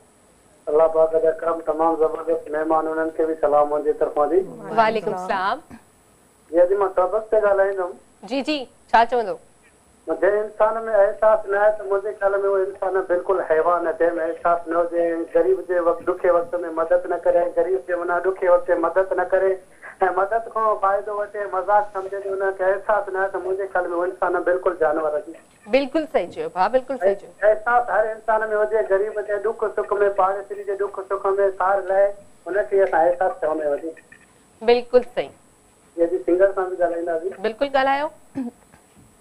जी अदा। हेलो अस्सलाम वालेकुम। वालेकुम सलाम। खैर दुआऊं। अल्लाह से तव्हांखे ख़ुशि आहे। तमामु ज़बरदस्त गाना ॿुधायो आहे। महिरबानी माशाअल्लाह, तव्हां प्रोग्राम में ॾाढी ख़ुशी थी आहे। जी महिरबानी दा। जी डॉक्टर सां भी ॻाल्हाइणो आहे। जी जी बोलिए। अस्सलाम वालेकुम। जी छा कहिड़ो सवाल आहे? बाजी आप कैसे हो? मैं ठीक, अल्लाह का शुक्र है। आप और खैर खैरियत से भाई? जी आप ठीक हैं? अल्लाह पाक का करम, आप लोगों की दुआ है। जी को सवाल आई डॉक्टर साहिबा का? जी डॉक्टर साहब को सवाल करना चाहिए। एक डॉक्टर साहब हम इससे डॉक्टर से पूछना चाहते हैं कि पाँव जो है ना, पाँव में मुश्किल हो जाता है, खारिश होता है, ये किस वजह से? किस हिस्से में पाँव के? जी पाँव के कोने का जगह में होता है, कोने का जगह में। अच्छा, खाली दर्द भी होता है या सिर्फ खारिश है? सिर्फ खारिश होता है, दर्द कुछ भी नहीं होता है। एडी में होता है उनको। अच्छा ठीक है, बताते हैं हम आपको। आपके ओके भा, अल्लाह हाफिज, थैंक यू। खैर मुबारक। ओके भा, ओके अल्लाह हाफिज। आई मीर मोहम्मद भा दुबई का अच्छा है जो सवाल हो तो कोनी में उनको खारिश होती है। कोनी में नहीं, एडी में कह रहे हैं। एडी में, सॉरी। एडी में। हाँ। जी इसमें ये है कि जो इनकी बात से लग रहा है बाज़ दफ़ा ऐसा है क्योंकि अगर अब सर्दियां हैं तो उसमें ड्राइनेस की वजह से भी होती है। एक तो आप बहुत ज़्यादा गर्म पानी जो है, क्योंकि हम ऐसा करते हैं कि सर्दियों में बहुत ज़्यादा गर्म पानी से हाथ पैर धोना, एक तो ये आप ख़त्म कर देना। आपने सिर्फ गुनगुना और गर्म पानी, हल्का सा गुनगुना जिसे आप नीम गर्म पानी कहते हैं, उससे आप अपना पैर धोएं। और दूसरी चीज़ ये हो सकता है कि ये सॉक्स जो हैं वो ज़्यादा पहनते हो। कोशिश ये क्या करें कि सॉक्स और बंद जूते अगर आप पूरा दिन ना पहन के रखें। ऐसा होता है कि हम प्रोलॉन्ग यूज़ करते हैं तो हमारे पैरों में पसीना आता है और उस पसीने की वजह से भी जो है हमें एलर्जीज़ हो जाती हैं। तो कोशिश करें या तो अपने सॉक्स भी हो सकता है कॉटन के सॉक्स ऐसे हैं, या फिर कोई ऐसा फैब्रिक है जो उनके पैर को हर्ट कर रहा है, या फिर कोई जूता ऐसा है जो कि उस मटीरियल का है जो उनको पैर को हर्ट कर रहा है। एक तो कोशिश ये करें अपने पैर को ड्राई रखें क्लीन करके, और उसको जो है किसी भी अच्छा मॉइस्चराइजिंग जो है वो क्रीम लगा के रखें। और अगर फिर भी नहीं जाता तो आप डॉक्टर से एक दफ़ा चेकअप करवा लें। हो सकता है किसी स्किन ऑइंटमेंट की ज़रूरत हो जो उनके स्किन के लिए चाहिए। फंगल इन्फेक्शन तो नहीं हो रहा, खुदा ना खास्ता। जी अदा तव्हांखे जवाब मिली वियो ऐं तव्हां जवाब बिल्कुल ॿुधो हूंदो जेको डॉक्टर साहिबा चए थी, उन ते तव्हां अमल ज़रूरु कजो। अच्छा असां विटामिन डी ते ई ॻाल्हायूं पिया, त ज़ाहिरी ॻाल्हि आहे कराची में त इहा शइ जेको आहे न मतिलबु नामुमकिन ई थी वई आहे, छो जो ज़ाहिरी ॻाल्हि फ्लैट सिस्टम घणो आहे असां वटि। तो फ्लैट सिस्टम में हम ज़्यादातर रहते हैं। विटामिन डी का एक लेने का सबसे आसान और सस्ता तरीका है धूप, जो हम लेते नहीं है। बिल्कुल। तो धूप नहीं लेते तो उसके मतलब उसके रद्दोबदल क्या है कि हम किस तरह से विटामिन डी अपने आप को दें? धूप लेना मतलब कोई इतना मुश्किल काम नहीं है, क्योंकि मिड डे जिसे हम कहते हैं कि आपको मिड डे यानी सुबह और 4 बजे से पहले की मतलब जो धूप है वो आप ले सकते हैं। अच्छा इसमें होता ये है कि जब आप धूप में जाते हैं विटामिन डी पैदा किस तरह होता है, क्योंकि हमारे यहाँ अक्सर ये होता है कि डॉक्टर्स ये कहते हैं कि भाई आपकी बॉडी में विटामिन डी की कमी है, और पेशेंट्स बेचारे भागे फिरते हैं। सबसे पहले इतना एक्सपेंसिव टेस्ट है जो विटामिन डी का वो करवाते हैं, फिर उसके अलावा इतने महंगे महंगे हम सप्लीमेंट्स लेते हैं, लेकिन उसके बाद कुछ कुछ अरसे के बाद फिर दोबारा विटामिन डी डेफिशिएंसी में चले जाते हैं। उसकी रीज़न ये होती है कि कुछ ऐसी चीज़ें हैं जो नेचुरल अगर हम करें तो देखें, जो चीज़ कुदरत ने हमारे लिए बनाई है, इसका मतलब ये अल्लाह ताला ने हर चीज़ का इलाज जो है वो उसमें पैदा कर दिया। अब जैसे आपने अभी कहा कि आपका जो टॉपिक है एहसास, एहसास हमारे इस्लाम में क्या है कि आपको एहसास करना है। अगर कोई चीज़ आपको बुरी लगती है, आप अपनी ताकत से रोकें। ताकत से नहीं रोक सकते तो आप बोल के रोकें, और आप बोल के भी नहीं रोक सकते तो आप सोचें तो सही एटलीस्ट के मतलब क्या है। तो इसको इन्हीं चीज़ों को एहसास कहते हैं। इसी चीज़ तरह से हम वो नेचुरल चीज़ें, वो चीज़ें जो हमारे अल्लाह ताला ने हमारे लिए बनाई हैं। अब धूप जो है, धूप में ऐसा होता है कि जब हम धूप में लगते हैं तो हमारी स्किन जो है उसके नीचे एक फैट की लेयर होती है, चर्बी की लेयर होती है। इस चर्बी की लेयर पे जब धूप की शुआएं पड़ती हैं तो हमारे लीवर के अंदर एक केमिकल एक्शन शुरू होता है जिसकी वजह से एक्टिव फॉर्म D3 की पैदा होती है। अब आप ये देखें कितना सिंपल, हम समझते हैं कि बस धूप ले ली तो हम धूप नहीं लें तो कुछ और, लेकिन अल्लाह ताला ने ऐसा रखा है कि आपने धूप ली तो आपकी बॉडी का पूरा केमिकल सिस्टम लीवर में शुरू होगा और आपकी बॉडी विटामिन D3 खुद, जो आप इतना महंगा खरीदते हैं, वो खुद ब खुद अल्लाह ताला ने आपकी बॉडी में प्रोड्यूस कर देता है। अच्छा, इसमें एक वजह ये होती है कि एक तो हम लोग 2-3 रीज़न होती हैं जिसकी वजह से विटामिन D3 जो है हम लोगों में कम होता है। एक वजह ये होती है कि लो कोलेस्ट्रॉल डाइट, यानी हम लोग ये करते हैं आजकल डाइटिंग के चक्कर में। मैं ये नहीं कह रही कि आप बहुत हाई लेवल की कोलेस्ट्रॉल लें आप, लेकिन ये है कि एक बैलेंस डाइट जो है वो आपको लेना बहुत इंपॉर्टेंट है। और अगर आप बिल्कुल फ़ैट फ्री डाइट ले रहे हैं तो वो भी आपकी बॉडी के लिए, अगर आपकी बॉडी में फ़ैट की लेयर नहीं होगी तो आपको मैं ये बताना चाह रही हूँ कि आप धूप में लाख बैठें, लेकिन धूप में बैठने के साथ साथ क्या क्या करना है। फ़ैट की एक लेयर अगर नहीं होगी तो स्किन पे जब वो इफेक्ट करेगी तो वो लेयर नहीं होगी तो आपकी विटामिन डी प्रोड्यूस नहीं होगी। तो आप जो है एक कंप्लीट जो है वो आप बैलेंस डाइट आपने लेनी है। उसके अलावा स्ट्रेस लेवल, अगर आपका स्ट्रेस लेवल ज़्यादा होता है तो विटामिन D3 आपकी बॉडी में कम जज्ब होता है। अच्छा डॉक्टर साहब, कॉलर है काफ़ी देर से होल्ड पे है, वो आपसे सवाल भी करना चाहते हैं, कॉल लेते हैं। हेलो, अस्सलाम वालेकुम। हेलो, वालेकुम सलाम जी। अदा केर किथा खपा तमाम सन प्रकार फुल बॉक्स मंगवा में बनायो। जी जी अदा, छा सवाल आहे भा?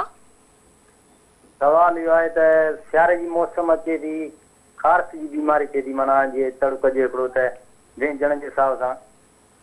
अच्छा, सही। ऐं ॿी कमज़ोरी एतिरो मिसाल ॻाल्हि आहे, दवाई खाइजे या दवाई वठिजे, उन हिसाब सां को फ़ाइदो न आहे। अच्छा जी, चलो सही। ॿियो को सवाल आहे भा? इहो सवाल लाज़िमी हलाइनि ते मिलाईंदो त पुछा कंदासीं। जी जी, ॻाल्हायूं त पिया न भा। जी थैंक यू भा, थैंक यू। ऐं जेको आहे टीवी जेको आहे न, जॾहिं बि केरु ॻाल्हाईंदो आहे वरी टीवी बि ॾिसंदो आहे न प्लस में, त मूंखे सम्झ में न ईंदो त छा पियो चवे, ऐं हुननि जो बि।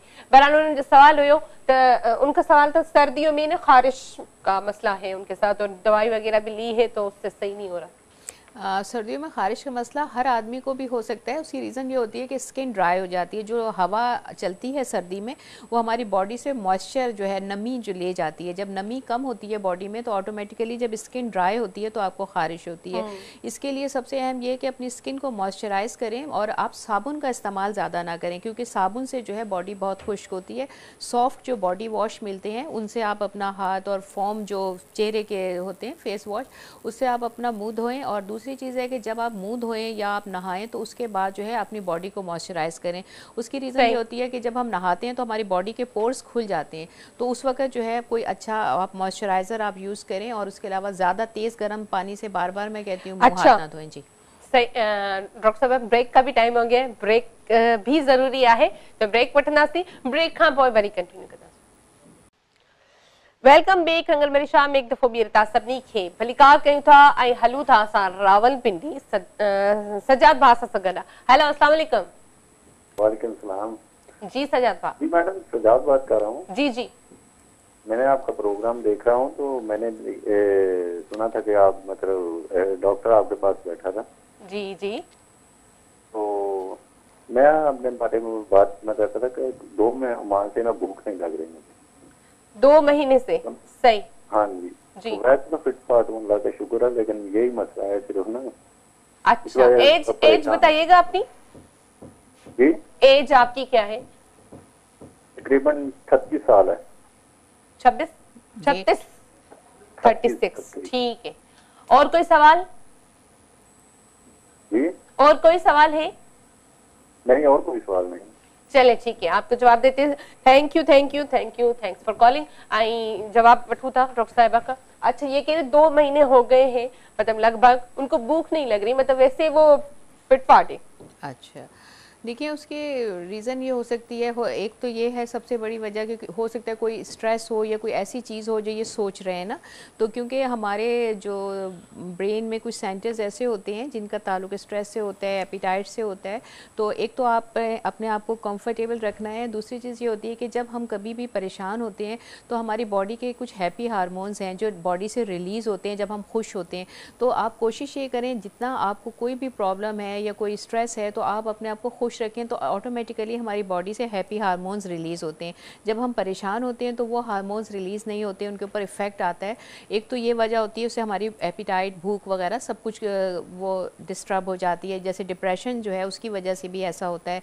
सेकंड है कि पानी कम पीने की वजह से। एक तो अच्छा। आप जी आपने कम पानी पिया तो उसकी वजह से हो सकता है आपका डाइजेशन जो है वो आपका स्लो हुआ हुआ है, आपका मेटाबॉलिक सिस्टम जो है वो स्लो हुआ हुआ है।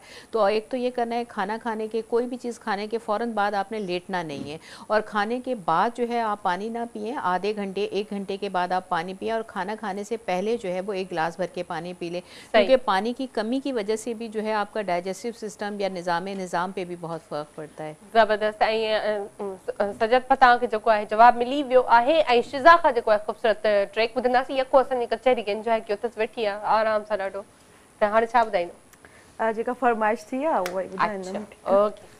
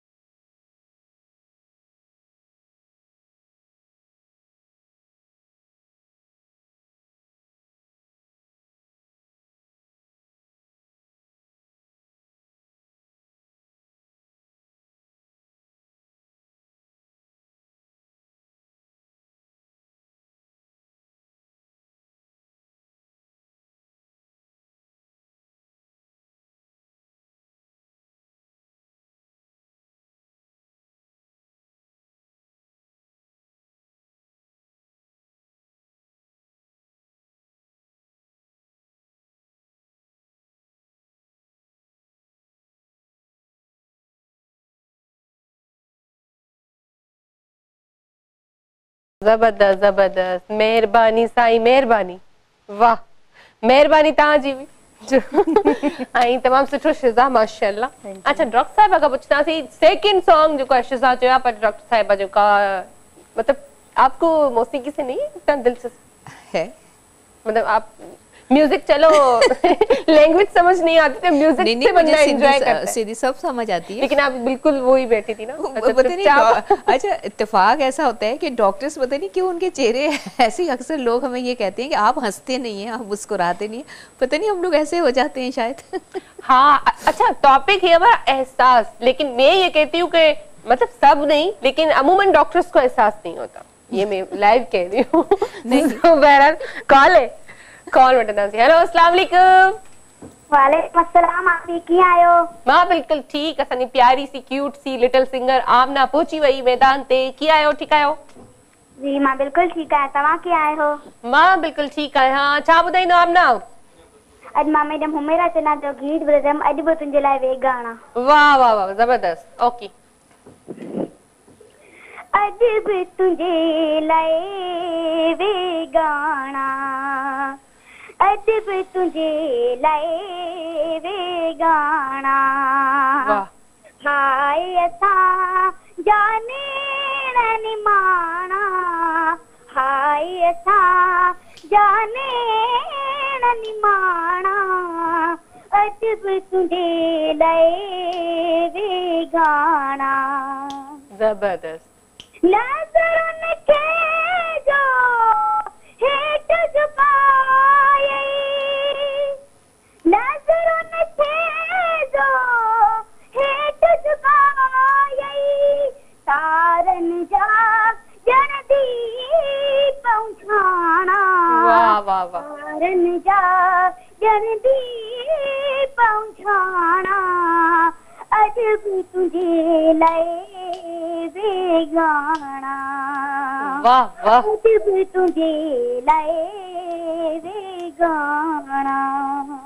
जबरदस्त आमना, माशाल्लाह माशाल्लाह माशाल्लाह, जेतिरी तारीफ़ कजे ओतिरी घटि आहे। ॿियो कुझु चवंदव आमना? जी ऐं मां टॉपिक जे बारे में ॻाल्हाईंदमि। ॻाल्हायो बिल्कुलु। अभी टॉपिक कहिड़ो आहे? एहसास। मां टॉपिक जे बारे में त इहो चवणु चाहींदमि, अॼुकल्ह में त एहसास बिल्कुलु बि न आहे इंसाननि में, ऐं जेके ग़रीब आहिनि उन्हनि जो त एहसास करणु ज़रूरी आहे, उन्हनि जो एहसास कजे। बिल्कुलु सही था चओ। Okay thank you so much. ऐं असांजी कहिड़ी कॉलर? अच्छा टाइम बिल्कुलु ख़त्म थी चुको आहे। लास्ट में जेको डॉक्टर साहिबा वेठी आहे उन्हनि खां मैसेज वठंदासीं। कोई मैसेज देना चाहेंगे व्यूअर्स के लिए? जी बिल्कुल, असल में सबसे ये कहना है कि सेहत जो है वो हमारे पास अल्लाह ताला की दी हुई एक अमानत है और हमने इस अमानत की हिफाजत करनी है और हमें दर्द के साथ जीने की आदत नहीं डालनी, बल्कि हमें दर्द के बगैर इसको इलाज के साथ अपना ख्याल रखें और ज़्यादा से ज़्यादा जो है वो खुश रहें। अगर आप खुश रहते हैं तो आधा इलाज आपका इससे भी हो जाता है। ज़बरदस्त। तव्हां कोई मैसेज वठणु चाहींदा? मां ईअं चवंदमि सभु ख़ुशि हुजो, जेको थियो सो गुज़री वियो, ऐं ॾुख सुख त हर कंहिंजी लाइफ में हूंदा आहिनि, इहे अचणा आहिनि, जंहिंखे ख़ुशी सां ई उन्हनि खे मुंहुं ॾियो। थैंक यू, तव्हां ॿिन्हिनि जी वॾी महिरबानी, तव्हां आयो ऐं नेक्स्ट टाइम वरी इंशाअल्लाह ज़रूरु मिलंदासीं। ऐं टाइम बिल्कुलु ख़त्म थी चुको आहे ऐं ज़िंदगी रही त वरी सुभाणे गॾु हूंदासीं किन नवनि महिमाननि सां ऐं किन नयनि चेहरनि सां, किन नयनि ॻाल्हियुनि ऐं नए टॉपिक सां गॾु। तो तेसिताईं मूंखे मुंहिंजी टीम खे ॾींदो इजाज़त। अल्लाह हाफ़िज़, बाय बाय।